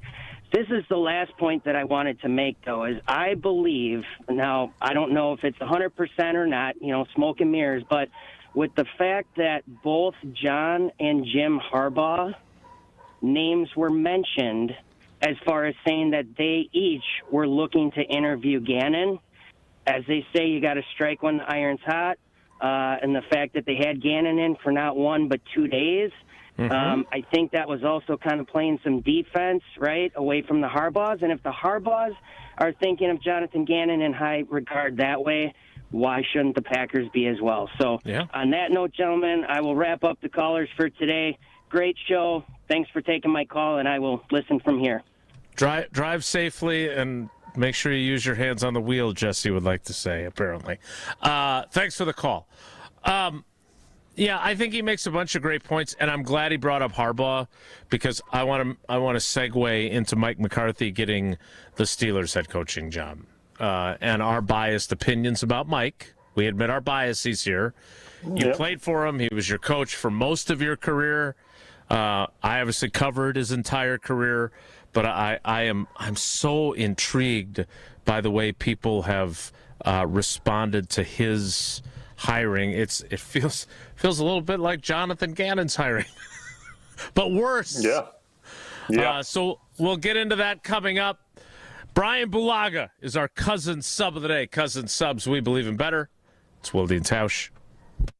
Wilde and Tausch continues next on 94.5 ESPN, presented by Pella Windows and Doors of Wisconsin, and sponsored by American Family Insurance.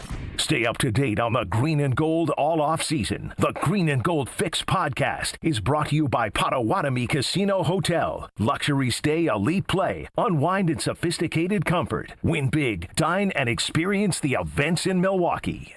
Every child deserves a safe, loving, and permanent home. Help the Dave Thomas Foundation for Adoption find families for children who've lingered in foster care the longest. Learn more at davethomasfoundation.org. Life's better with Drive My Way from American Family Insurance because we know it's more than just a car. It's your escape pod, your adventure mobile, your memory maker. And we help protect the dreams that drive you. Personalize what you pay for auto insurance and you could save between 10 and 35%. American Family Insurance. Get a quote and find an agent at amfam.com. Products, pricing, and availability vary based on the way you purchase insurance and by state. Unsafe driving behaviors may increase your rate. American Family Mutual Insurance Company, SI, and its operating companies, 6000 American Parkway, Madison, Wisconsin. 4 years. That's enough time to earn a college degree, to serve a full term as a president, to train for something big and become someone new. You bet, and get 0% interest for 4 years at Pella Windows and Doors of Wisconsin, so you can invest in your home and in life's biggest moments. With exclusive features and customizations, Pella offers the highest quality products at a price you can afford. Aim high when setting your New Year's resolution and imagine what you can do in 4 years when you finance your home project with Pella. Visit PellaWI.com today. $2.3 million. A recent Schwab survey of Americans says that it takes $2.3 million to be wealthy. Well, you may have had your financial plan set on a bigger or a more humble number. But if you're looking for added insights on how to get there or how to avoid some tax pitfalls on the way, Annex Wealth Management is ready to listen. Mark Tauscher here, and whether your situation is complex or simple, the Annex Wealth Management team can give you wealth expertise and guidance on reaching your goals. Annex Wealth Management. Know the difference. Screaming Sicilian, more is amore. Screaming Sicilian, more is amore. Amore, pepperoni, amore, mozzarella, amore. Screaming Sicilian, screaming Sicilian, more. Screaming Sicilian frozen pizza. More toppings, more flavor. More is amore. Monica, we've got to hand it to you. You and the design team have outdone yourselves. Are you talking about the One collection? Those rings say you are the one. And they say it symbolically. Describe the symbols. Every ring in the One collection should be presented with a special ritual. What would that ritual be? You pick up her left hand and you place a kiss on her ring finger. Rick, you never told me about that part. Then you show her the tiny red diamond, flush-mounted inside the ring, that will forever be in contact with her finger. Why is it red? Because that's when the giver says to the one, wherever you go, my heart goes with you. I give you this kiss. I give you my heart. The red diamond is a secret symbol of that sacred moment. The center diamond on the outside of the ring is for the whole world to see. But the tiny red created diamond inside the ring is only for the two of them. The One collection of engagement rings is available exclusively at Kessler's. To find the Kesslers nearest you, visit KesslersDiamonds.com. It's UWM's homecoming, and the celebration features 2 Panthers basketball games. The action tips off Friday as the men's team takes on Wright State at 7 p.m. at Panther Arena. Then on Saturday, the women's team hits the Kalachi Center Court against the Raiders at 2 p.m. Fans at both games will score a free black and gold in the cold homecoming t-shirt courtesy of Gruber Law Offices. Join us Friday at 7 for the men's game and Saturday at 2 for the women's game. Lock in your tickets at mkepanthers.com. Milwaukee Panthers Athletics for the MKE. This is Wilde Tausch on 94.5 ESPN. Sponsored by American Family Insurance. Insure carefully, dream fearlessly. Get a quote and find an agent at amfam.com.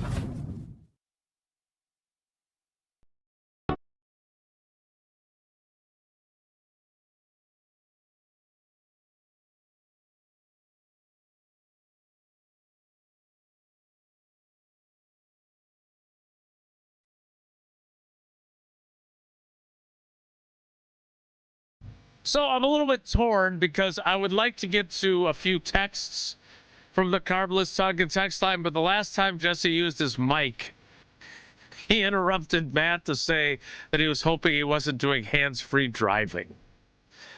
Which I understand not every joke lands, Jesse, but that is a thing these days. Well, you should have asked. Are you in a Tesla? Or are you in a Oh yeah, that would have been a lot better of a joke. Yeah, good one. Yeah. Well, it would have at least put some context to what you were saying. I love your relationship, the two of you. There would have been at least some context to the joke. It just, but all right. I'm not saying it was good, okay? Good, because it wasn't. Jesse, the floor is yours. Oh, what do you got for text here? Okay, I got text. Well, that's okay. What the heck? All right, so wait a minute. If you're watching on YouTube right now, Jesse, put up the text. And 2 empty seats in the Everlight Solar ESPN Madison News. You've totally rattled them. So these are Tauschenized seats from the show on Friday. Wait, leave that up. I got to get a picture of this so I can then post it on our social media. Here we go. So there it is right there. That's where Tausch was sitting, and that's where I was sitting. And, nice work. We forgot to reset that one here this morning. Sorry. Are you doing hands-free posting, too? Some would say I should be hands-off the rest of this show. Cody in Pittsburgh. I'm feeling meh about the Gannon hire. It's not necessarily based on his resume, but more the lack of a culture change that I feel Green Bay needs.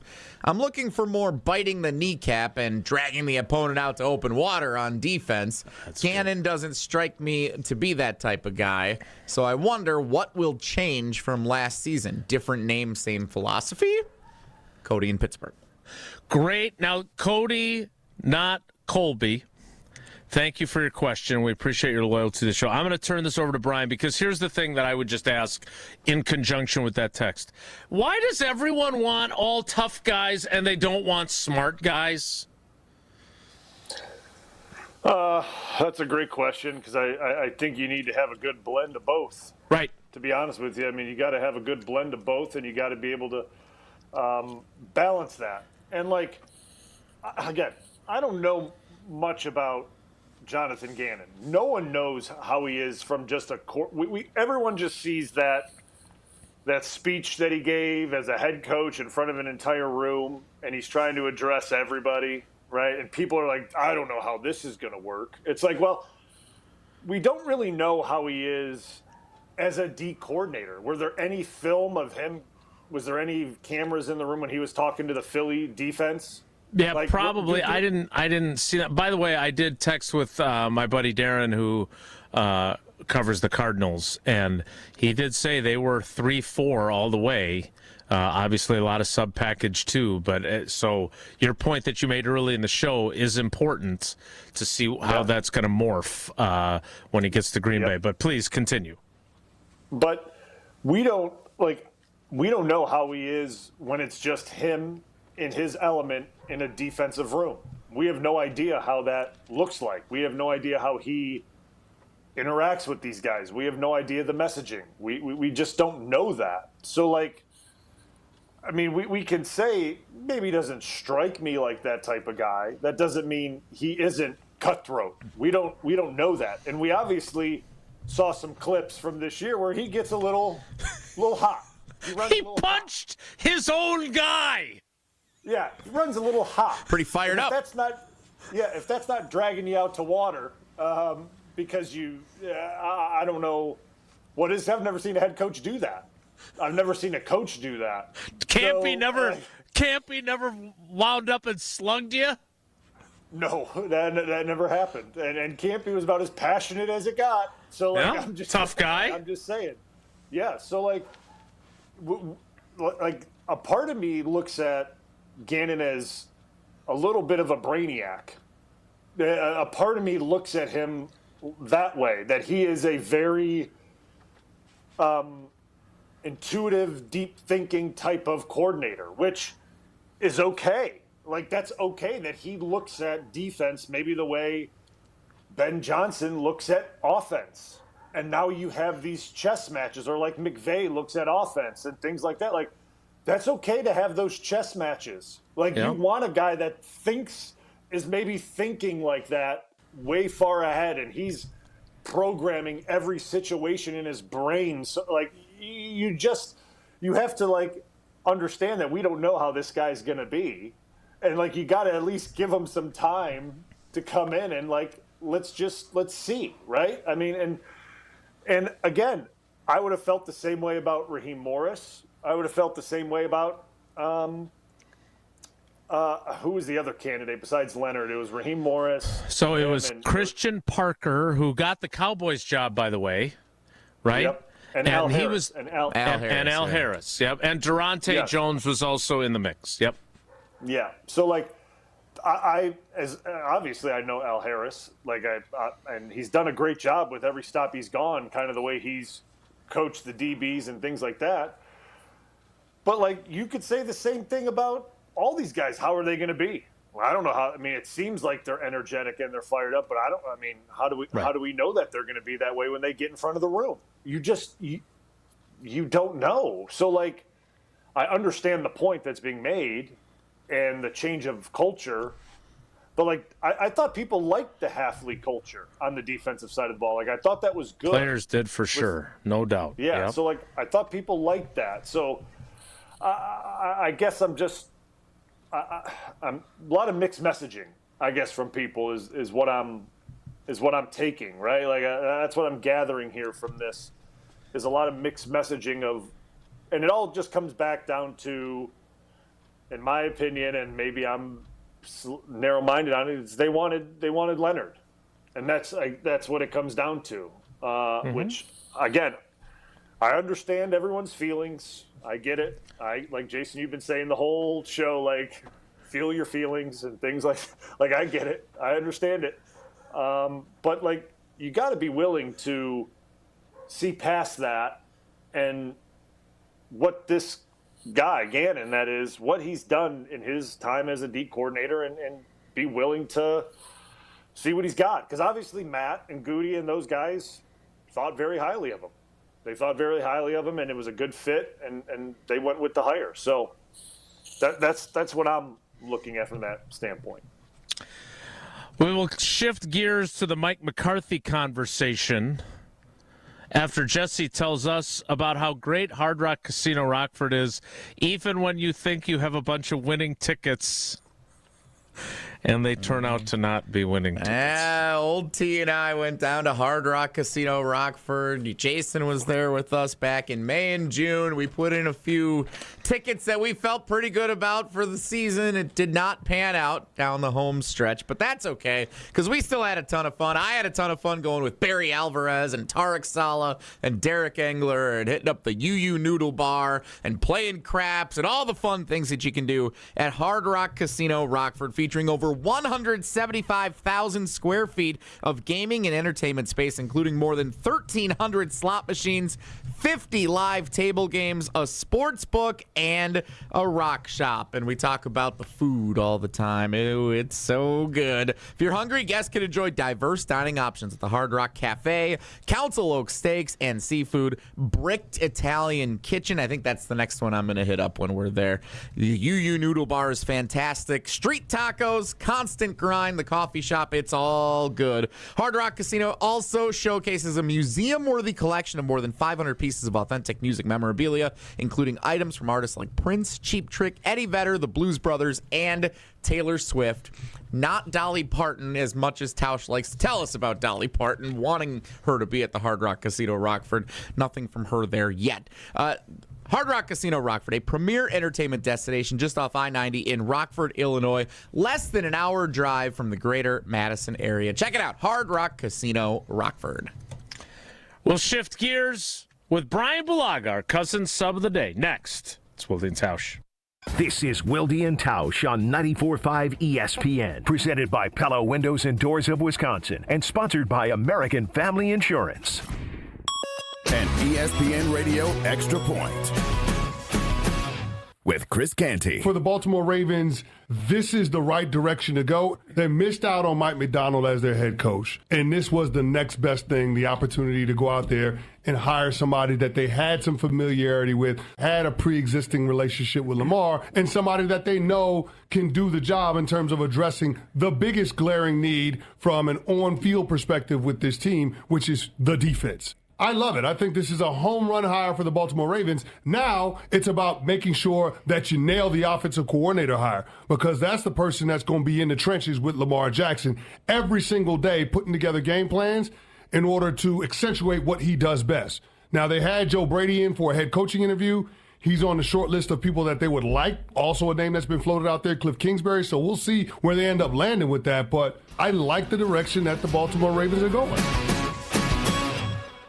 Okay, I have to tell you, I was just looking on eBay where I go for all kinds of things I love, and there it was. That hologram trading card. One of the rarest, the last one I needed for my set. Shiny like the designer handbag of my dreams. One of a kind. eBay had it, and now everyone's asking, ooh, where'd you get your windshield wipers?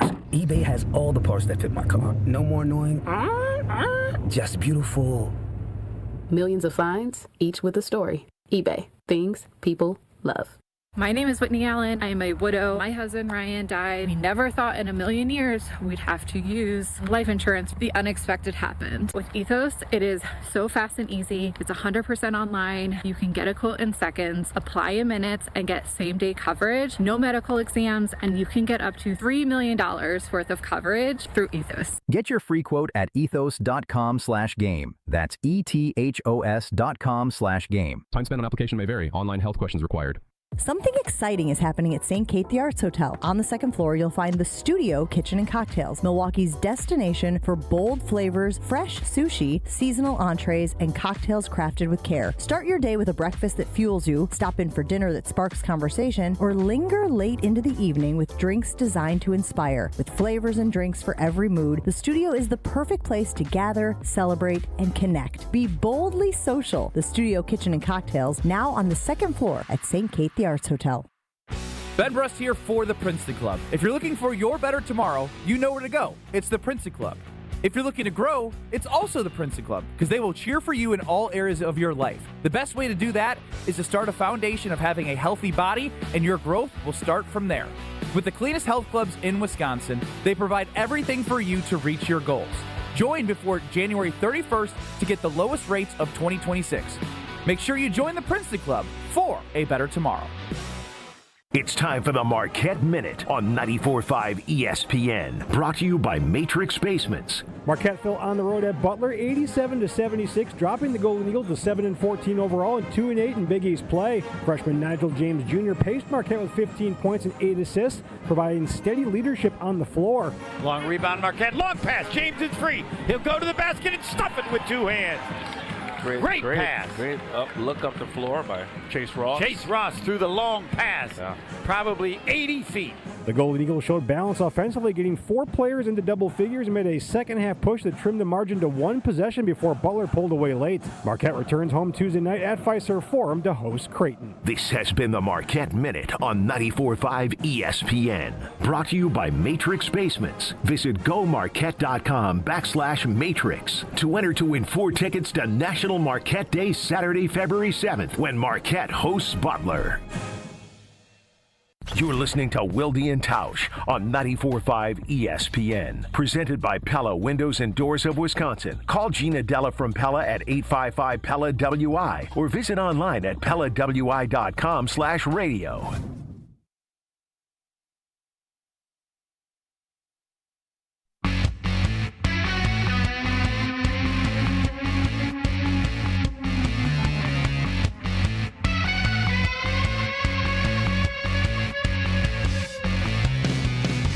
Wilde Tausch rolls on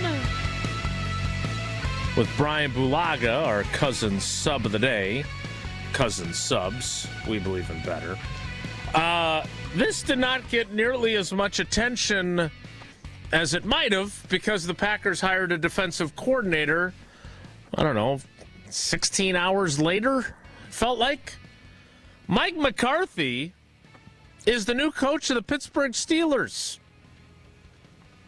And Steelers fans do not seem excited either on social media. Now, again, very frustrating. We have to factor in the negativity of social media baseline, right? It's a negative place largely. We'll have less sleep and we'll be grumpy.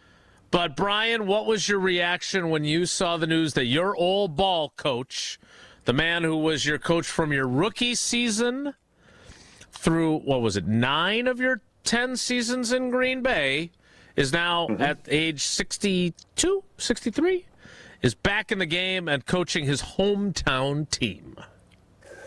Yeah, I was excited for him because I think as great that of the job that Green Bay is, and then you go to Dallas, like those are historic franchises, and obviously so is Pittsburgh.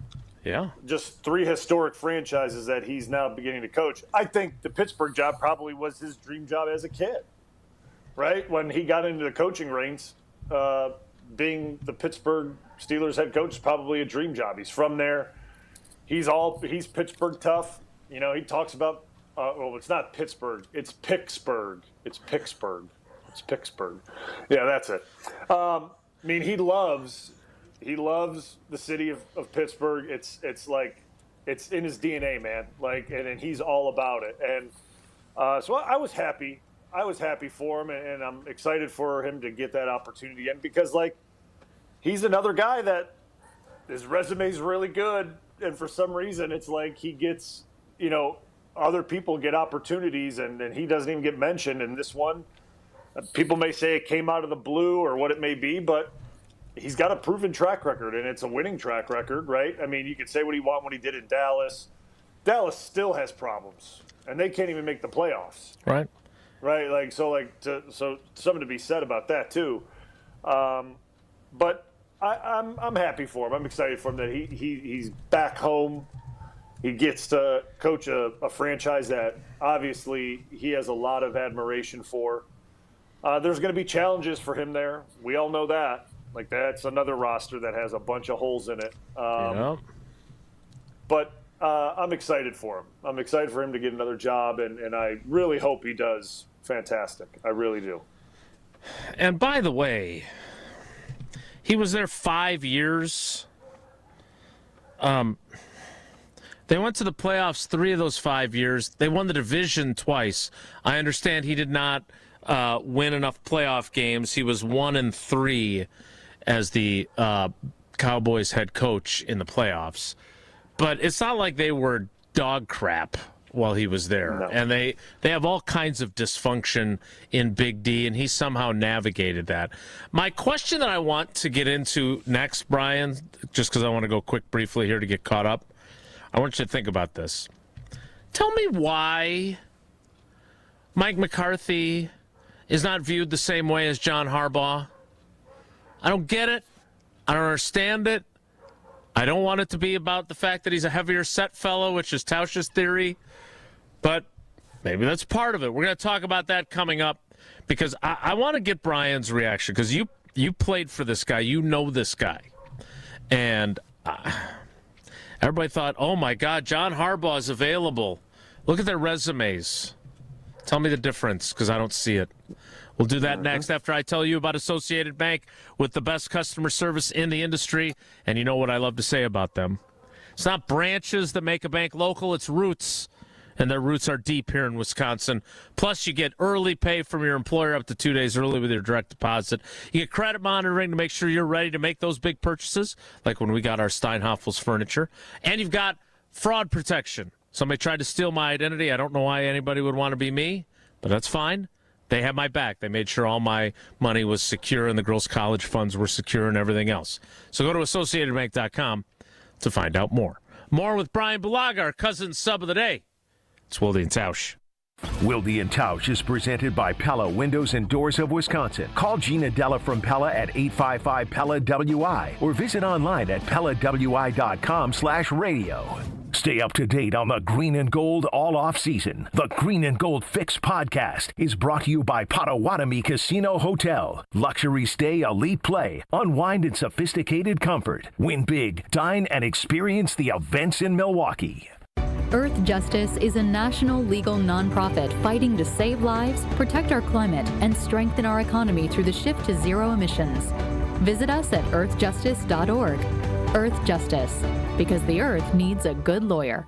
It's time for the Milwaukee Basketball Report on 94.5 ESPN. Brought to you by National Liquor Mart, located at 16th and National in Milwaukee. National Liquor Mart is packed with deals for all your beverage needs, where your satisfaction is their plan of action. Open 9 a.m. to 9 p.m. daily. While the Bucks fell to the Nuggets 102-100 at Pfizer Forum on Friday night, that wasn't the headline, as it was announced after the game that Giannis Antetokounmpo is going to miss 4 to 6 weeks with a right calf injury. Here is the two-time MVP after the game. This is from my experience being around the NBA. After that, I'm going to work my butt off to come back. That will probably be end of February, beginning of March. Hopefully the team plays that we can at least make a play or make the playoffs. With Sunday night's game against the Mavericks getting postponed due to weather, the Bucks will make the trip out to Philadelphia to take on the 76ers on Tuesday night. This has been the Milwaukee Basketball Report on 94.5 ESPN. Brought to you by National Liquor Mart.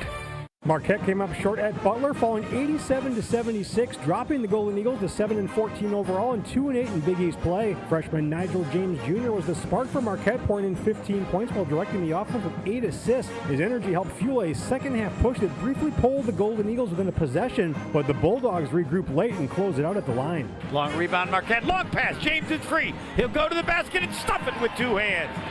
Great pass. Marquette returns home Tuesday night at Fiserv Forum to take on Creighton. For your fellow fanatics and your number one fans, for your game day compatriots and your personal cheerleaders, for all the reasons you smile, get covered with dental and vision insurance from Delta Dental of Wisconsin and Delta Vision. Support your overall health so you can be your best for those who matter to you most. Call Eric Pearson. Eric Pearson, Saganiac Planning, 262-783-6161. Saganiac Planning, a name synonymous with employee benefits and top-notch service. In 1987, the Bucks took on the world and changed basketball forever. At stake, basketball supremacy in the United States. Bucks versus the World, narrated by Charlie Behrens, is the new season of Behind the Bucks podcast, presented by Gallagher, your trusted insurance broker and HR and benefits consultant. It's the untold story of the 1987 McDonald's Open, when the Bucks became the first NBA team to face the Soviet Union. Listen now on Bucks.com/plus, the Bucks app, the ESPN Wisconsin app, and wherever you get podcasts. Dinner chaos? Not tonight. Not when you got Screamin' Sicilian Detroit-style pizza on the table. It's got a thick and airy crust, that crispy, caramelized edge, tons of toppings baked into perfection right in its own pan. Available in cheese. You got the pepperoni, the multi-meat. Supreme is fantastic, all delicious. Every bite brings a little peace and harmony to the table. It's Screamin' Sicilian Detroit-style. Dinner drama diffused. Find it in your local grocer's freezer section. $2.3 million. A recent Schwab survey of Americans says that it takes $2.3 million to be wealthy. Well, you may have had your financial plan set on a bigger or a more humble number. But if you're looking for added insights on how to get there or how to avoid some tax pitfalls on the way, Annex Wealth Management is ready to listen. Mark Tauscher here, and whether your situation is complex or simple, the Annex Wealth Management team can give you wealth expertise and guidance on reaching your goals. Annex Wealth Management. Know the difference. You're listening to Wilde Tausch on 94.5 ESPN. Presented by Pella Windows and Doors of Wisconsin and sponsored by American Family Insurance.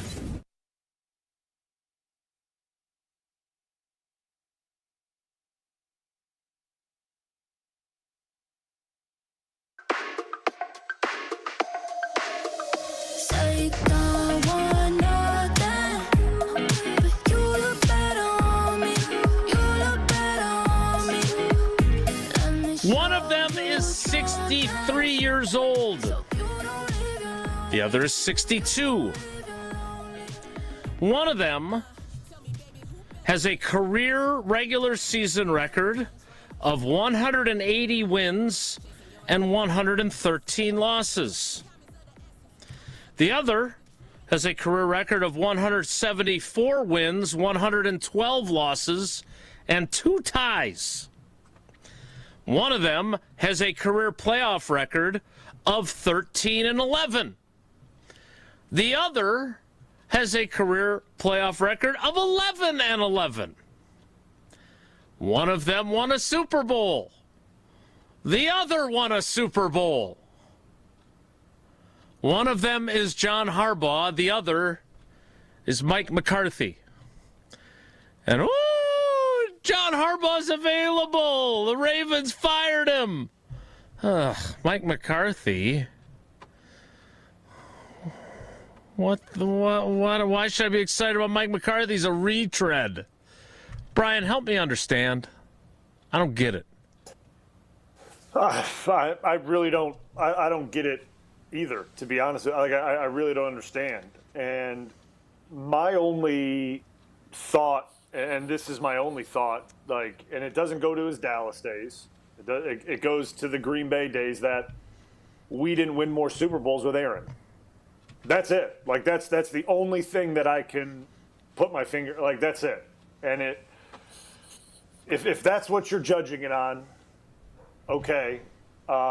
Because then what's to be said about, I guess, Harbaugh, who had an MVP in Lamar Jackson how many times, and the great defenses that they had, and they only won 1 Super Bowl. So I don't understand. But I can only go back to that we didn't win more Super Bowls in Green Bay with Aaron. And, sure, you could, if you want to blame Mike, you can. But there's players that go, and I say this even today, right, about Matt and all the coaches. The players go on the field. We go on the field and we play. It's not like Mike is on a Madden controller controlling a computer game, and that's who decides that goes to Super Bowls. The players go out there and do it. So we're part to blame too. I mean, you got to put this thing in full context and look at it as a whole. So hearing the stats, knowing the appearances and this and that, I mean, they're very, very, very identical. So to me, that's all it could be. That's all it could be, is based on that. Jesse, does this bother you as much as it bothers me? No. I think Aaron Rodgers and the way that it ended for McCarthy in Green Bay is different than how it ended for Harbaugh or for Sean Payton in their previous stops, because Payton's the other one that gets lumped into this conversation too. It's just when you have a quarterback or a fan base that's tired of your coach and you're out advocating that you want to move on from him, that it's time for a change, as opposed to the organization recognizing that. Like, it's just a different narrative that gets shaped around it. Dallas kind of did the same thing because the expectations are always crazy in Dallas, and it just didn't work out there. So twice you have fans of a team that have said we're ready to move on from him, as opposed to John Harbaugh, who was with one team, and they said, well, yeah, he's been really good for us, but it might be time. It's not the same as saying, we want him out of here. We need someone new to get in and get the best out of Rodgers before it's too late. So I understand where fans are coming from with it, but when you look at the raw numbers, you read them off. I've seen the tweets about it. Different outlets have all shared similar side-by-side comparisons for all-time records and playoff records and Super Bowls won, and yeah, they're all very similar. So I don't have a problem with the narrative. I think it's great that the Steelers recognize that Mike McCarthy is still a great head coach and that he can still hopefully find success in Pittsburgh, because I think everyone here is pulling for him. Again, I just think that there are plenty of arguments for both of those other coaches you referenced, right? I mean, Sean Payton got the Broncos to the AFC Championship game, and he had to start his backup quarterback. I would never dispute that he's not a good coach. He is a very good coach. In fact, he was the other finalist when Ted hired Mike McCarthy. So Ted had two damn good coaches as his finalists. I'm just saying that their resumes are not vastly different. And I think when Tausch talks about branding, like, look, no offense to John Harbaugh, but Mike McCarthy had success with two different franchises, right? Harbaugh was in Baltimore the whole time. A special teams coordinator for the Eagles, and then 18 years in one place. So, again, I'm not saying that John Harbaugh is not a good coach.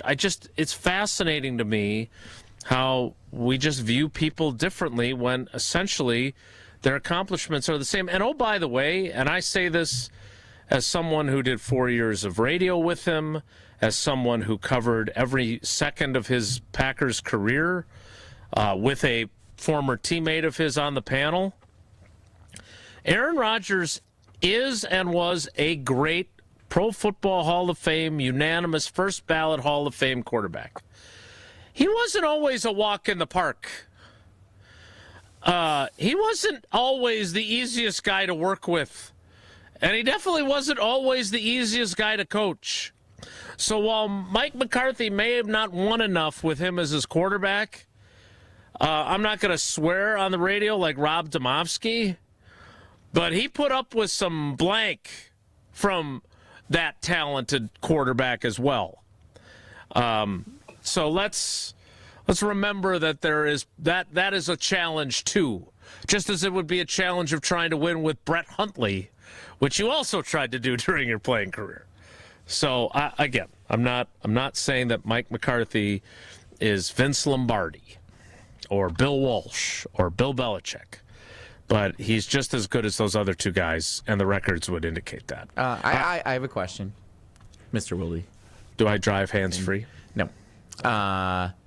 Do you think it is more likely or less likely that Aaron Rodgers comes back to play one more year with Big Mike in Pittsburgh? So here's what I would say about Aaron Rodgers, then I'm going to ask Brian his opinion. I do think down deep inside, he feels a little bit bad about how things ended with Mike.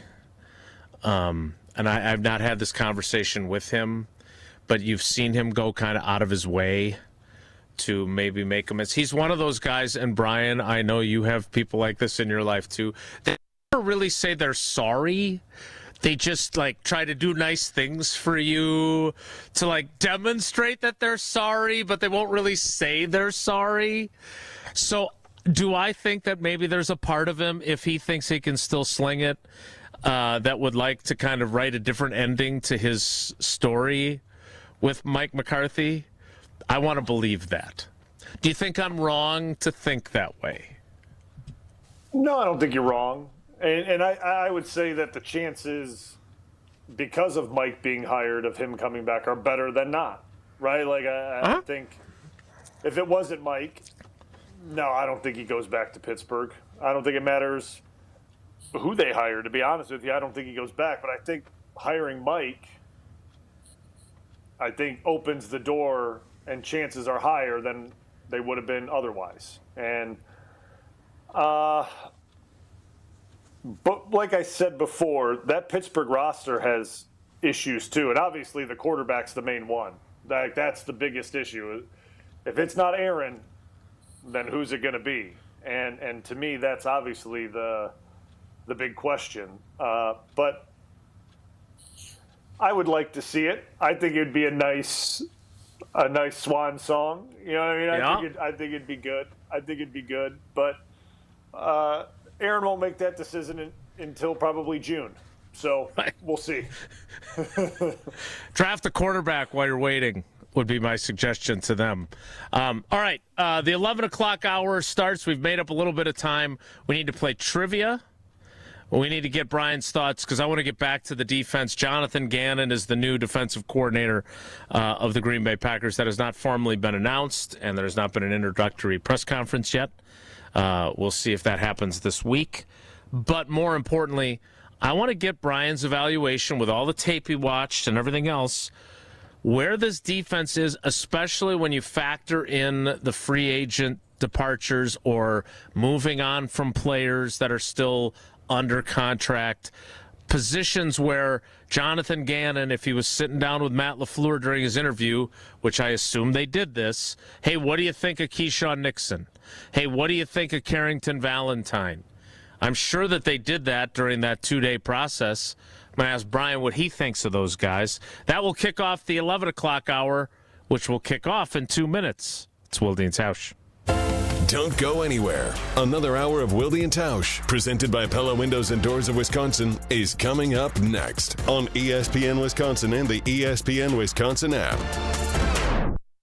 ESPN Wisconsin's Mark Tauscher, and if you're serious about getting more active this year, listen up. The Pickler in Menominee Falls is indoor pickleball, and it's for everybody, whether you're brand new or just trying to move more. Right now, they're offering free learn-to-play clinics every Monday and Saturday at noon. No experience, no gear. They'll teach you everything. So stop talking about your New Year's resolutions and go do something about it. Stop in at The Pickler in Menominee Falls or call the club for more details. If you're trying to get through your daily activities and you're noticing you can't because you're focusing more on your pain than being able to enjoy the moment, those are the patients that we're looking to treat because we can make a difference. That's Dr. Ashley Caravelli, a medical director for QC Kinetics. What we're doing at QC Kinetics is offering treatments that help with joint preservation. We use cutting-edge technology in our in-house lab to harness your body's natural healing powers and target the areas where you need them the most. These are regenerative, non-surgical treatments, and QC Kinetics is the nation's leader, delivering lasting relief to tens of thousands of patients. What we do know is that the sooner we start treatment, the sooner you'll see relief. So don't wait another minute. See if you're a good candidate for these non-surgical treatments for joint pain. The consultation is completely free. Call QC Kinetics, 414-240-2298. That's 414-240-2298. 414-240-2298. Prizes,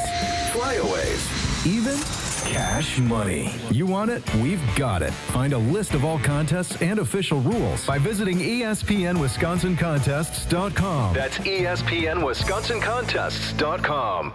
Earth Justice is a national legal nonprofit defending the environment and people's health. Until justice stands for all, our lawyers will never rest. More at earthjustice.org/neverrest. Earth Justice, because the earth needs a good lawyer. Hey, this is Homer. You're listening to the home of Marquette basketball. 94.5 ESPN is WKTI and WKTI HD Milwaukee. A locally owned Good Karma brand station.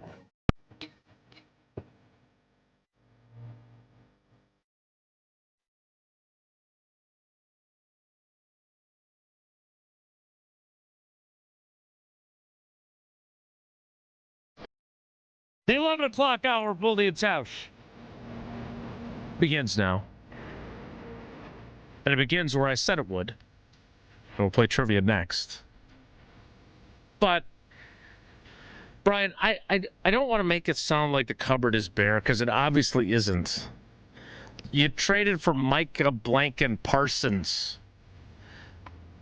Xavier McKinney is a 2-time All-Pro. Javon Bullard and Evan Williams are studs. Edgerrin Cooper, and I'm curious how Jonathan Gannon will deploy him and how it'll work if Quay Walker's not back. But he's a stud. We've seen that. We didn't see as many splash plays. I'd be curious how you evaluated him when you watched the film this season. But look, there are very good players, but there's also some holes. And I think we went into the season thinking after Kenny was traded, which again, I don't want to romanticize Kenny, right? He was starting to get closer to the end than he was to the beginning, obviously. But they were thin on the interior defensive line, and they were thin at corner. And guess what? They finished the season thin on the interior of the defensive line and thin at corner, and it hurt them, frankly. So when you look at the defensive personnel, what makes you feel good? What causes you concern? And what are kind of the unknowns in your mind of what Jonathan Gannon's going to have to work with? Yeah, I mean, it's kind of a mixed bag on the defensive side with personnel, right? Like, you could say the same for offense, too. You could say the same for offense, too, in some... You mean because we don't know who 60% of the offensive line starters will be for starters? Yeah, like that, just like that. I think the area with the biggest concern is corner. I think that, to me, is the biggest concern. And then second up is interior D-line, because we saw how thin that got at the end of the year, right? Like, we literally watched it happen from when Wyatt got hurt in Detroit till the end of the year. We saw how it kind of thinned out, and teams ran the ball successfully on us, right? And that was always going to be the big question. Obviously, why it comes back and things like that, but you need other interior guys, right? You need certain body types and players and more depth in that area. And then at DB, I feel the exact same. They spent a lot of money in the offseason on Hobbs. That obviously didn't really pan out the way that they thought it was going to pan out. Injuries or not the highest end performances and things like that. So to me, those are the two big questions. Obviously, I feel good. I mean, you don't know what's going to happen with Quay, but I feel good about Cooper being there. And I think he's a very good young quality player. Like, do you have an opinion on Hopper yet? Not really. Not yet. I just don't think there's enough time. You know what I mean? Like, you look Agreed. at the guys that there's just not enough time to have that opinion. And you look at the guys that were out there majority of the time, he wasn't really one of them. Like he just wasn't. It'd always be Quay, McDuffie, and Cooper. Like, those were the guys that you saw most of the time. So that's another. But listen, I'm not saying that there's not potential, right? I'm not saying that. But, like, you just don't have enough evidence to, like, feel great or feel bad about the situation. We'll just Agreed. Leave it at that. Feel really obviously great about the safeties. We have more safeties than we know what to do with, and they're all very good. I mean, that's a positive thing. And then I guess the last part is edge rusher. And I say this because you said it, we have Micah Parsons. And, like, that automatically makes you in a good category at that position.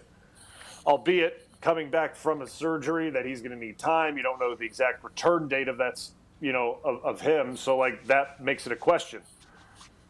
Obviously, you have Van Ness, Rashawn Gary. You don't know what's exactly going to happen in the offseason with that. I think if you were going to take a guess, they probably will move on. If I was a betting man, So that leaves a lot of questions there, too, because if you don't bring back Enikbare, there's another high production guy that produced a lot this year on defense at that position. He's gone. So you start the season essentially with Van Ness, the only guy that played a lot. He was hurt a lot too. So so you start the season out, which if I had to take a guess, we'll probably start the season out with Chicago or Detroit on the road. I'm just going to take a wild stab at it. Because I know how these things work. That'll be like Sunday Night Football to open the season against Detroit or Chicago. Yeah, it's like it always happens. So you go into one of these giant games to start the season with who rushing the passer and who's your interior players on that D-line. And to me, those are the concerns that I have on that side of the ball. And listen, you could have hired Bill Belichick as the D coordinator, and he still has to figure that out. How am I gonna scheme this thing up? Like, what am I gonna do? And to me, like, Gannon's gonna have his hands full figuring out those components, the D-line and then the outside guys of how am I gonna get the most out of what I have. And obviously it's up to Goody to restock that pantry, man, because it needs to happen. And with not a lot of picks and the cap space obviously probably isn't fantastic, you got to find a way, some way, somehow, and that'll be fun to watch this offseason.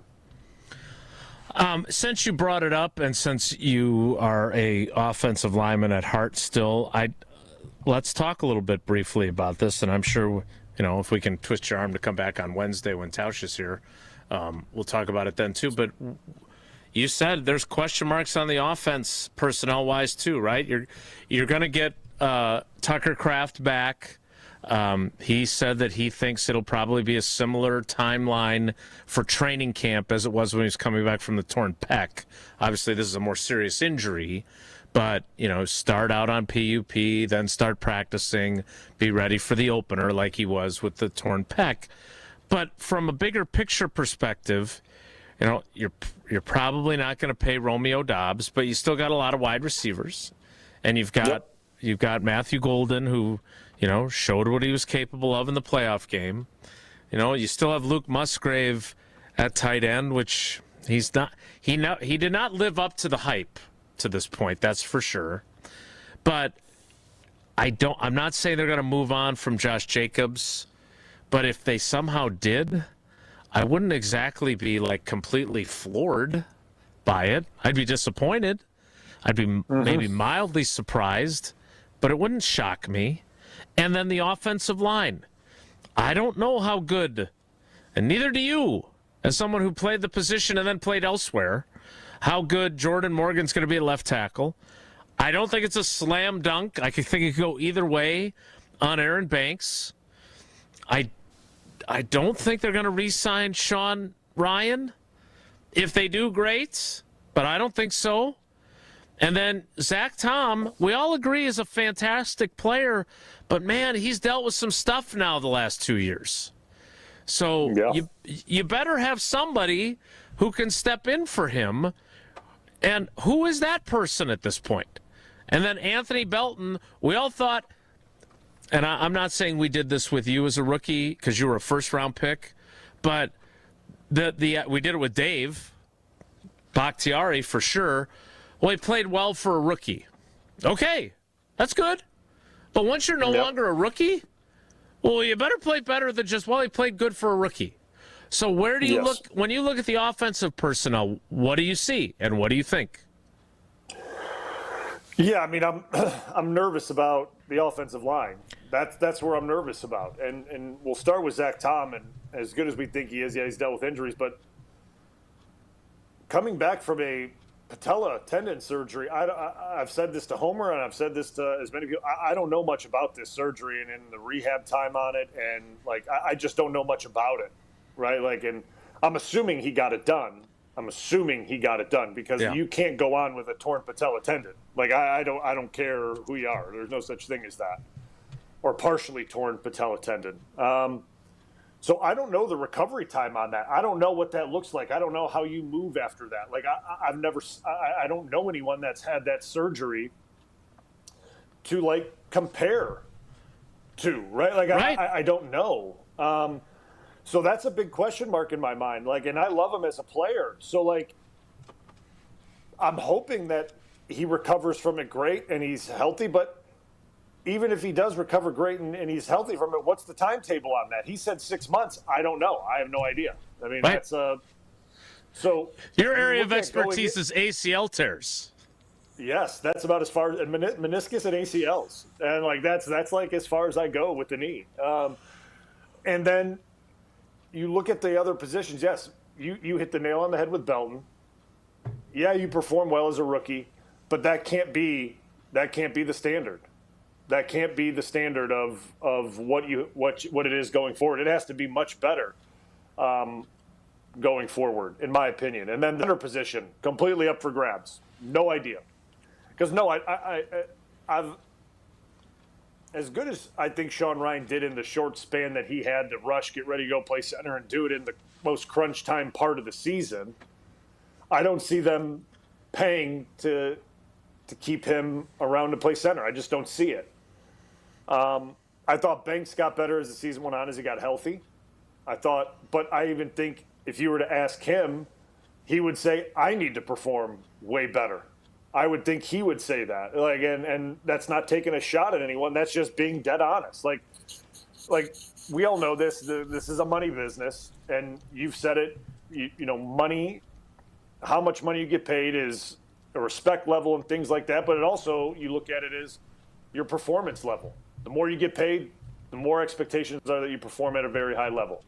And if you were to ask him, he would probably say, no, I need to be better.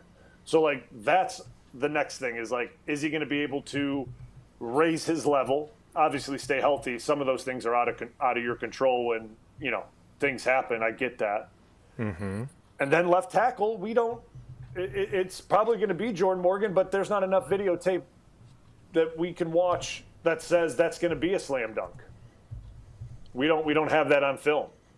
I mean, and I get it. Like, it's different. Well, we didn't have any tape on you as right tackle. Yeah, I know. Believe me, it made me nervous too.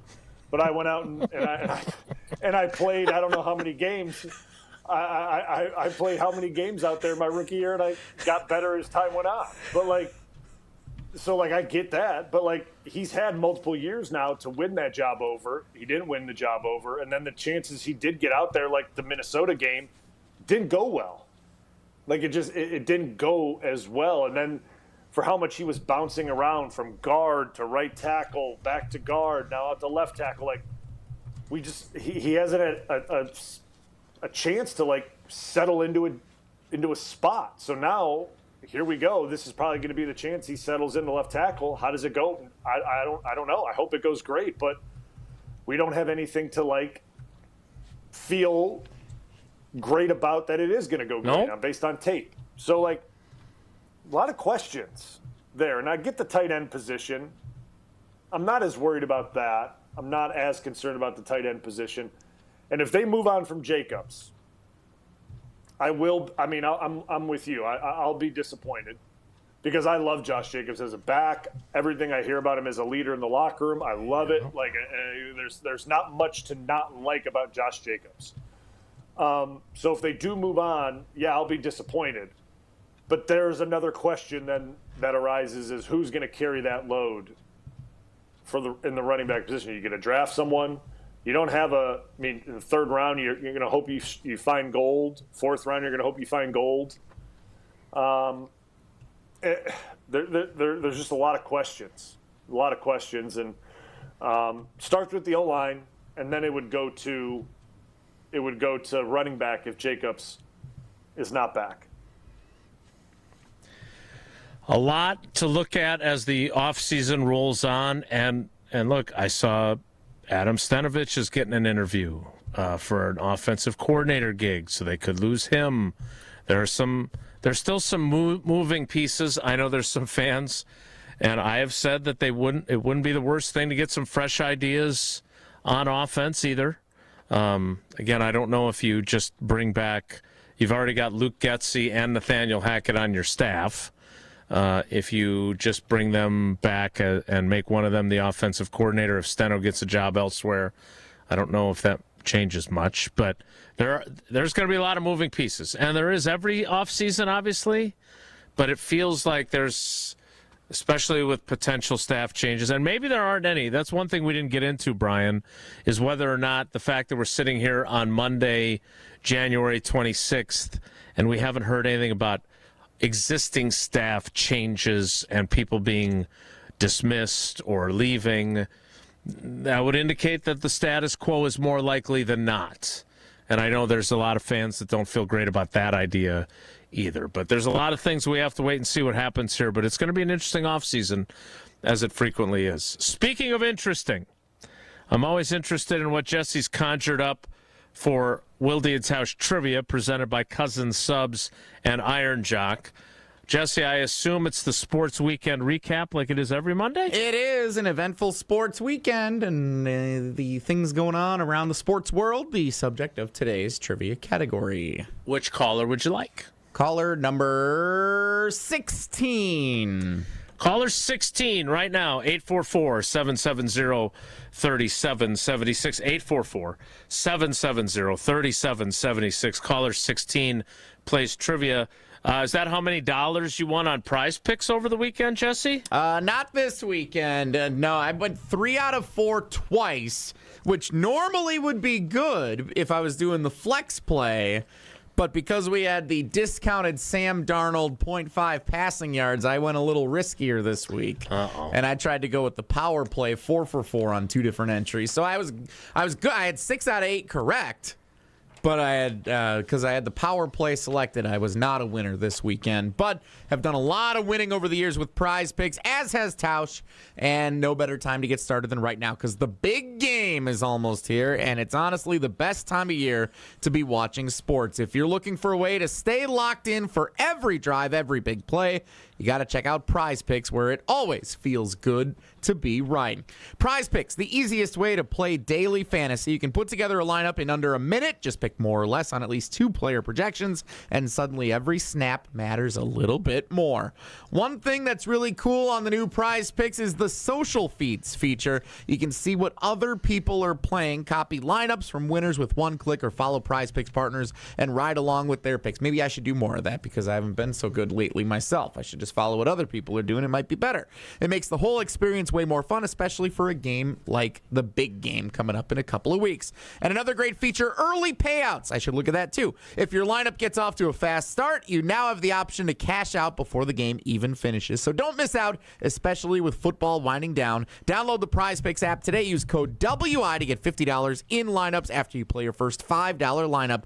Code WI gets $50 in lineups after you play your first $5 lineup. Prize Picks, it's good to be right, which Jesse wasn't over the weekend.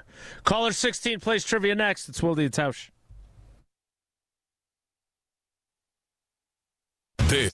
This is Wilde and Tausch on 94.5 ESPN, presented by Pella Windows and Doors of Wisconsin, and sponsored by American Family Insurance. The best source for every piece of NFL news you need to know. I would just say that right now I think all options are on the table. I think that they went through that trade thing and they talked to teams, and it's not like those talks are shut down. ESPN NFL insider Adam Schefter is on Jen, Gabe, and Chewy every Wednesday morning at 7:30. Sponsored by Island Resort and Casino, Tony Wendorf and Associates, and Smart 18 Union on 94.5 ESPN, ESPN Milwaukee on YouTube, and the ESPN Wisconsin app.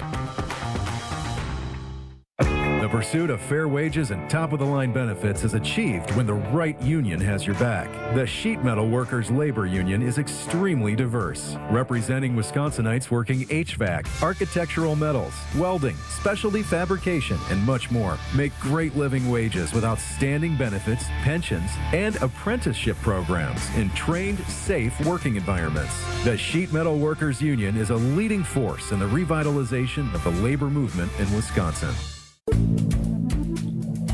Good Karma Brands is proud to be an equal opportunity employer, providing equal employment, development, and advancement opportunities to all teammates and applicants. To learn more about careers with us, please send an email to talentacquisition@goodkarmabrands.com. That's talentacquisition@goodkarmabrands.com.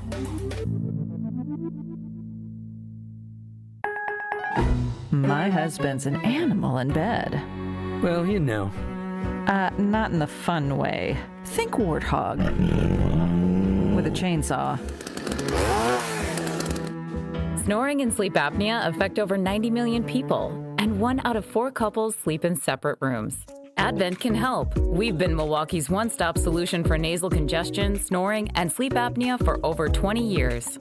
Unlike many other practices, we focus exclusively on these conditions, so you get comprehensive care under one roof. Advent's unique approach can help you breathe and sleep better, and many avoid a CPAP. Plus, most insurance is accepted for our effective 20-minute in-office treatments. Hey, the only animal you want in your bed is your dog. Advent. Sleep better. Sleep together. Learn how you can improve your life at adventknows.com. Your New Year routine just got a major refresh thanks to Carbless. Staying mindful, Carbless has 0 sugar and 0 carbs. Watching calories? We've got you covered. Still want something bold and delicious? Well, that's our specialty at Carbless. Whether you're out celebrating or settling into post-holiday goals, Carbless keeps things light, fun, and completely guilt-free. Start your 2026 with flavor and no compromise. Celebrate the new year with bold flavor, 0 guilt, and a drink that keeps things light. Happy New Year from Carbless. Let's make your new year feel flawless. At Associated Bank, we know running a business is tough enough, so our business is making your business banking easy. That's why we make sure it speaks your language. Business and consumer-linked accounts? How about all your banking all in one place with one login account? $50 overdraft grace zone? Think of it as a I never said I was a CFO grace zone. And maintenance fee-free account? Well, free is always good. At Associated Bank, we get you. That's why we've got you. Learn more at associatedbank.com/YouGotThis. Member FDIC. This is Eric Brown, owner of Siding Unlimited, letting you know that Siding Unlimited installs Pella windows and doors. That's right, Siding Unlimited installs windows, and we do it really well, earning the prestigious Pella Platinum Premier National Certified Contractor of the Year award 5 times. New windows, our expert team will deliver on a smooth, hassle-free installation, making you feel proud of calling Siding Unlimited for your window project. What's the next step? Call 262-567-4513 or go to sidingunlimited.com. You're listening to Wilde Tausch on 94.5 ESPN. Presented by Pella Windows and Doors of Wisconsin. Call Gina Della from Pella at 855-PELLA-WI or visit online at PellaWI.com/radio.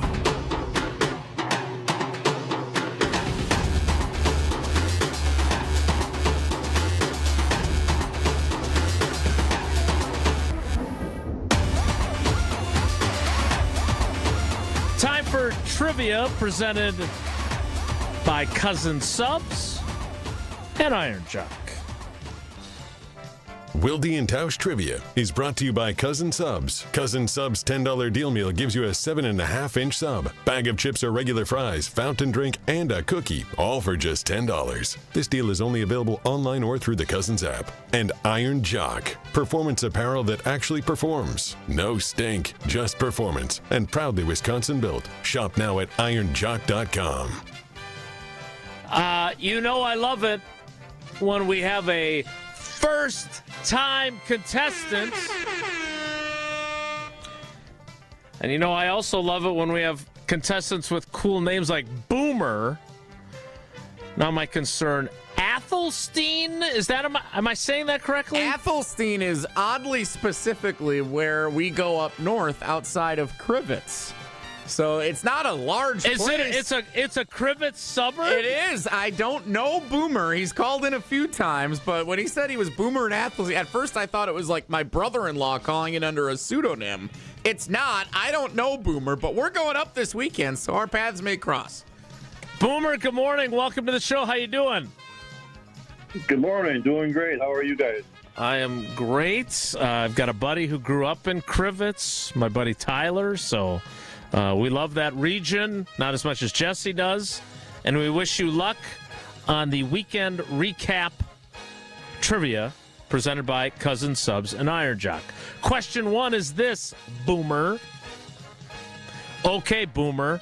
Which Green Bay Packers player attended the Wisconsin men's hockey game on Saturday night as the Badgers played host to his Penn State Nittany Lions at the Kohl Center?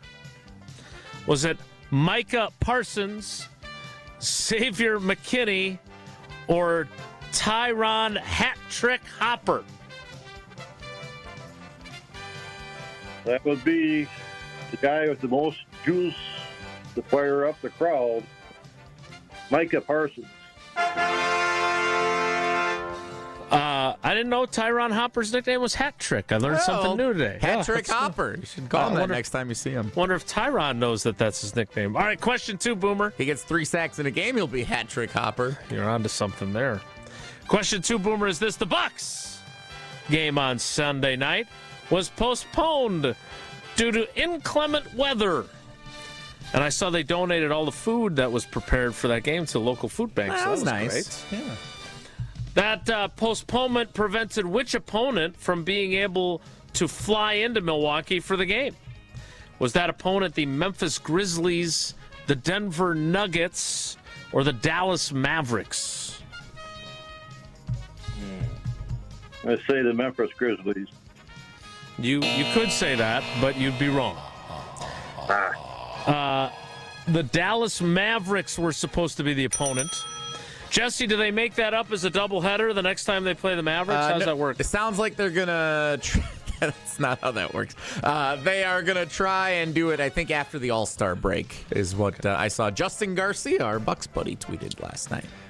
I feel good that I made you laugh with that. I was proud of that joke. All right, question 3, Boomer. Let's bounce back. Which of these Seattle Seahawks players scored a touchdown in their NFC Championship game victory over the Los Angeles Rams? A victory that sent John Schneider, former Packers executive, to the Super Bowl against Elliott Wolf, former Packers executive, of the GM of the Patriots, and meant that Devontae Adams has still not made it to the Super Bowl after the Rams lost. 0-5 Devontae is in NFC Championship games. That's rough. Which Seattle Seahawks player scored a touchdown of these 3, Boomer? Was it Jake Bobo, Rashid Shaheed, or George Holani? Bobo. Boom, boom. Bobo is correct. Well done. Dude caught 4 passes all season. What a big-time touchdown for the Seahawks yesterday. All right, Boomer. Jesse wants to know what you got planned this weekend he'd like to get together. Newt Fest this weekend. We're coming up. What fest? Newt Fest on Newton Lake. They got like snowmobile races and a meat raffle at the bar. All kinds of stuff going on. Live band. Okay. Big weekend. Try to meet you up for the meat raffle, Jesse. All right. There you go. We'll see you there. Lakeside, 2:30 Saturday. That's the place to be. Boomer, we wish you luck in the meat raffle. We also wish you luck in the drawing. You've got 3 of the possible 4 entries on Friday. Thanks, buddy. Thanks. Love you guys. All right, love you guys. All right, that is Wilde and Tausch Trivia presented by Cousin Subs and Iron Jock. Bulaga seemed unimpressed by coordinating the plans. Brian's got a lot of. Hey, he's got other stuff going on. Okay, he gets that segment off. He works so hard when he's here. See, I got plans for the weekend. Newt Fest. All right, well, you also sounds fun. Yeah, sounds great. Fun. Brian's on his way. He'll meet you up there. Yeah. Wait for him outside the meat raffle, and if he's not there right at the start, just wait longer. Oh, sure, okay. Yes. I'll wait outside so you see me. Yeah. Jesse's got an audio edition of Whoa Nelly. I'm eager to hear what he's got. That's next. It's Wilde and Tausch. This is Wilde and Tausch. Wilde and Tausch is presented by Pella Windows and Doors of Wisconsin. Call Gina Della from Pella at 855-PELLA-WI or visit online at PellaWI.com/radio. 4 years. That's enough time to earn a college degree, to serve a full term as a president, to train for something big and become someone new. You bet, and get 0% interest for 4 years at Pella Windows and Doors of Wisconsin, so you can invest in your home and in life's biggest moments. With exclusive features and customizations, Pella offers the highest quality products at a price you can afford. Aim high when setting your New Year's resolution and imagine what you can do in 4 years when you finance your home project with Pella. Visit PellaWI.com today.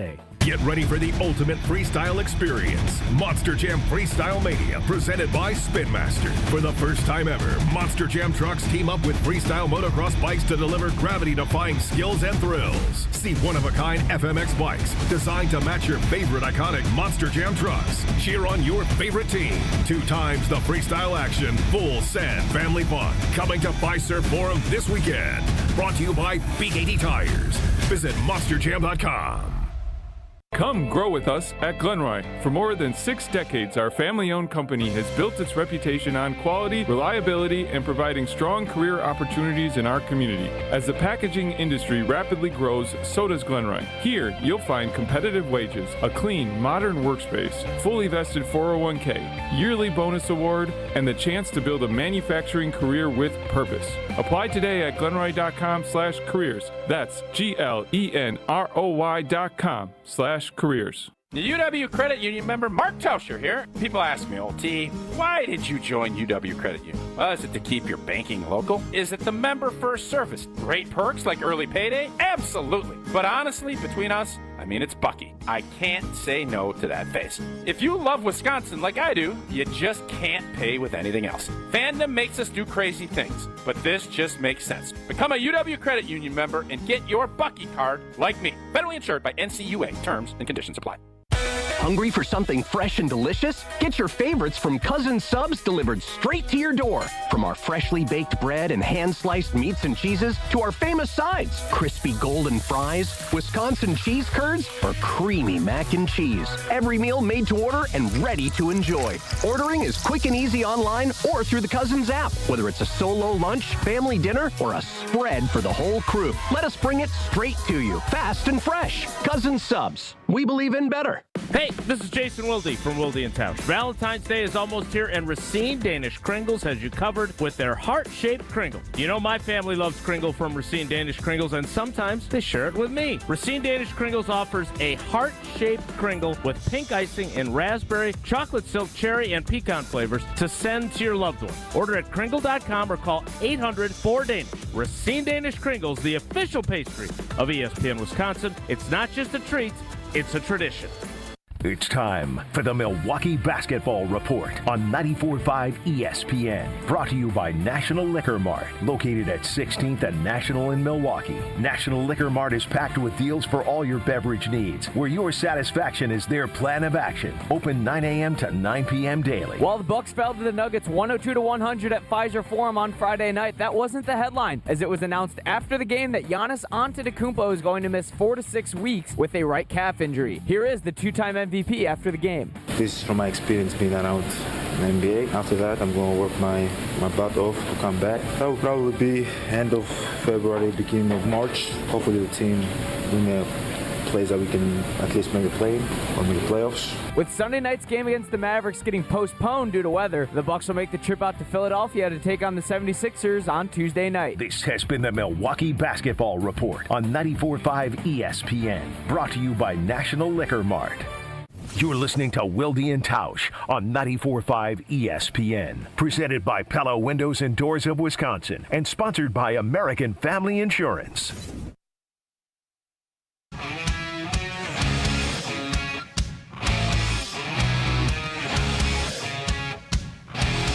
You know what that music means?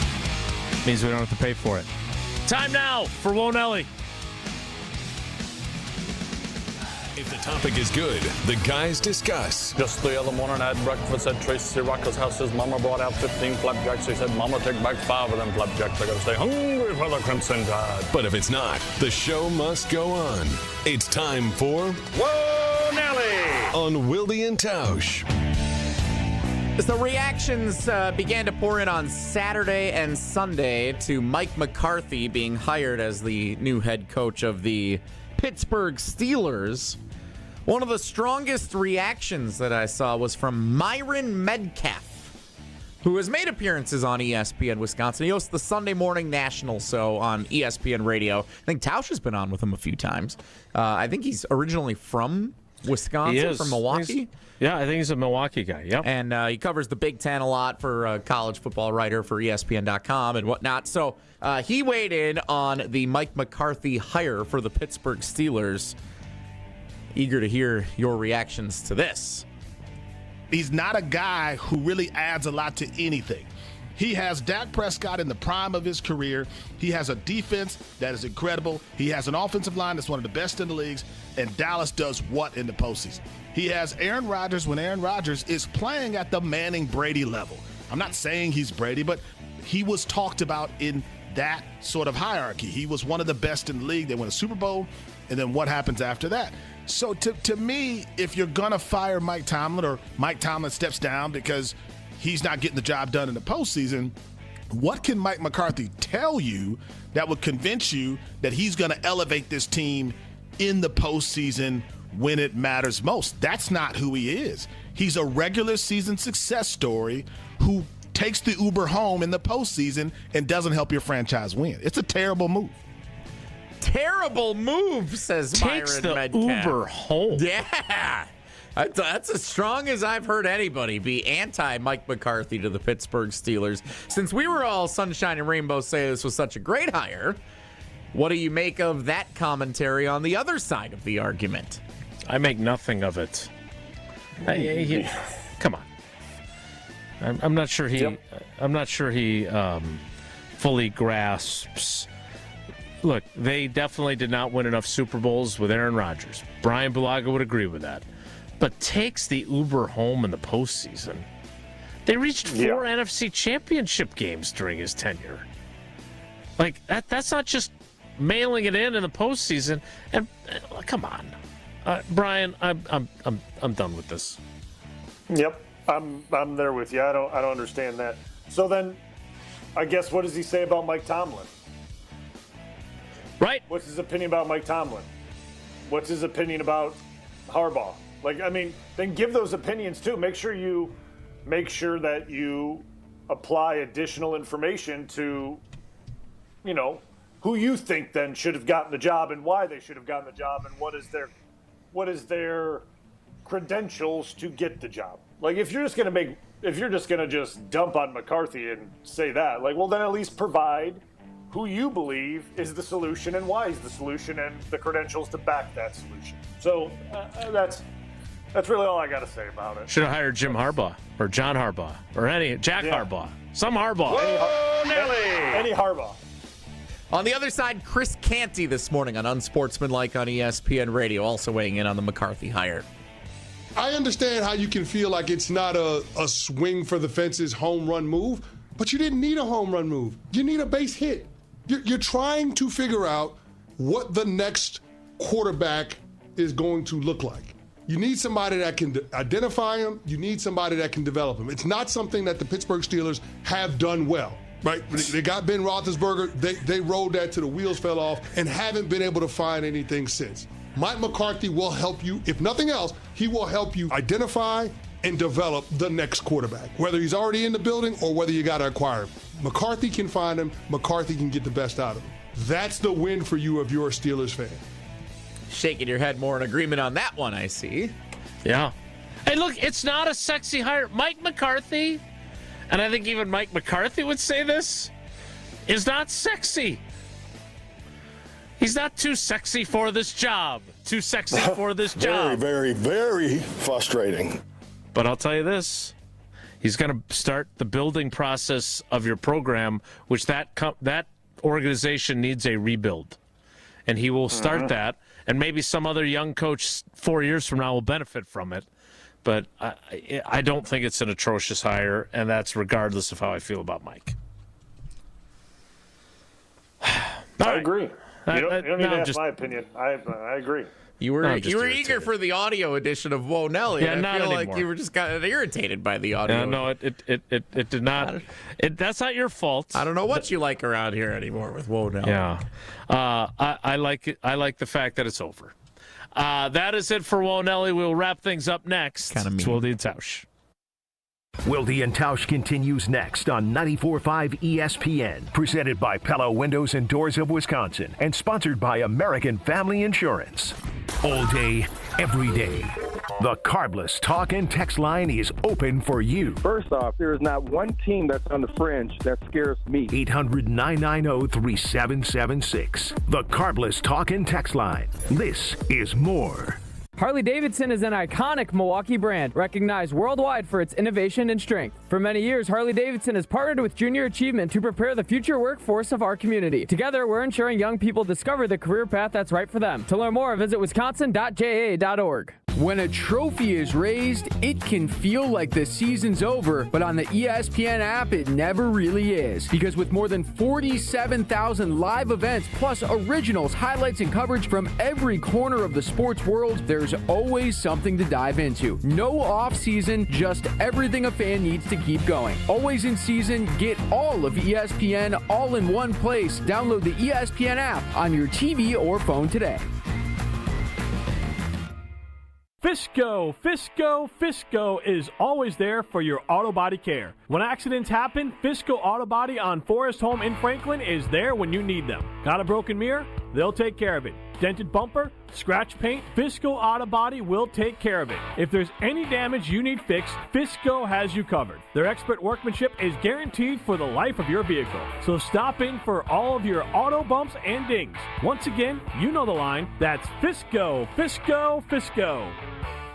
The pulse of the Milwaukee Bucks, straight from a Bucks legend. Can't get it off. Marcus Johnson will, though. Can't leave him alone for a 12. Tap into Here District with Marcus Johnson on Bucks Plus. Marcus and his son Chris offer a weekly beat on Bucks basketball. Get your questions answered and hear from the biggest names in basketball. Find Here District with Marcus Johnson at bucks.com/plus on the Bucks app or wherever you get your podcasts. Mark Tauscher here for Iron Jock. If you're still working on your New Year's resolutions, right now, congrats! You've officially made it past Quitter's Day. More than 70% of people give up by now, so take your win. Iron Jock wants to reward you. From now through January 27th, our listeners can get 30% off any Iron Jock purchase over $75 when you use promo code ESPN30. And you also score a free 3-pack of Iron Jock socks at $25 value. Iron Jock helps you look good, smell good, and keep showing up. Rick, tell Sarah about the practical joke you came up with. Okay, Sarah, this is really great. Are you ready? Rick, I'm always ready. I walk around in a constant state of readiness. A man buys a woman a pair of diamond stud earrings from Kessler's. So far, this doesn't sound like much of a practical joke. Be patient. He's not done yet. And then on her birthday, or Valentine's Day, or Mother's Day, or Tuesday, he sneaks them out of her jewelry box and replaces them with a larger pair. Well, as practical jokes go, this one sounds delightful, but it also sounds expensive. No, he bought them at Kessler's, remember? When you buy diamond stud earrings from Kessler's, and we have them for $180 to $24,000 a pair. You always get 100% of the price you paid when you trade up for a larger pair. He just pays the difference? He just pays the difference. I love practical jokes. When do I get my first pair? For the Kessler's nearest you, go to KesslersDiamonds.com. Experience, knowledge, and results. That's what really matters when you need help after a serious truck accident. You'll need a lawyer experienced in fighting and winning for people just like you. Gruber Law Offices has the resources, strong track record of success, and a team of experienced lawyers to take care of your needs. We've successfully helped people injured in big truck accidents for more than 35 years. Gruber Law Offices. One call, that's all. This is Wilde Tausch on 94.5 ESPN. Sponsored by American Family Insurance. Insure carefully, dream fearlessly. Get a quote and find an agent at amfam.com.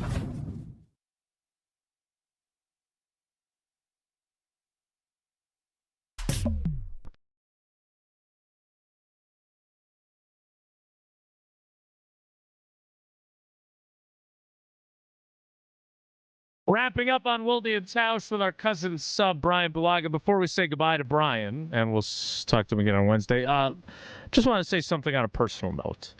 Our girls, Madison and Sydney, did not hit the grandfather lottery. Paula's dad was a lifelong alcoholic who was never in their lives. My dad chose not to be in their lives, and so they didn't have the cool grandpa for a lot of their time. And Paula's mom was someone for nearly 20 years. His name was Roger, and he passed away over the weekend, which was pretty emotional for the girls because he took on that role. and we were really lucky to have him as part of our family. And, everyone loves grandpas, right? Grandpas are awesome. And when you don't get to have that, you're missing out as a kid. I remember going through a similar thing with my grandparents, and I like to make sure that Paul and I always say it ends with us, and we make sure that things are different for our girls.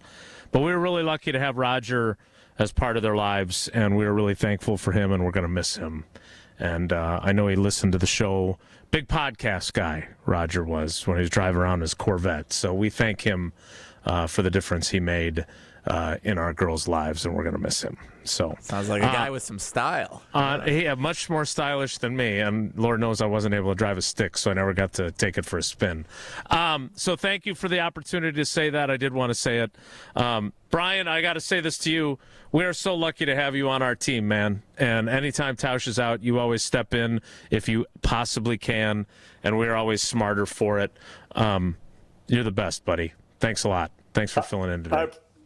I appreciate it. I mean, even though Jesse gives me a hard time every time I come on here, I love doing it. It's a lot of fun. But Jesse, as always, thank you for tolerating me for the last 3 hours. I'm sorry to interrupt your daily programming. We'll see if we can get Bakhtiari next time. Yeah, I know. Oh, better have the dump button ready, that's for sure. That is it for us today. Tausch is back tomorrow. Thanks again to Brian, and thanks to you for coming along for the ride with us today. Have a great day. Take care. Be good.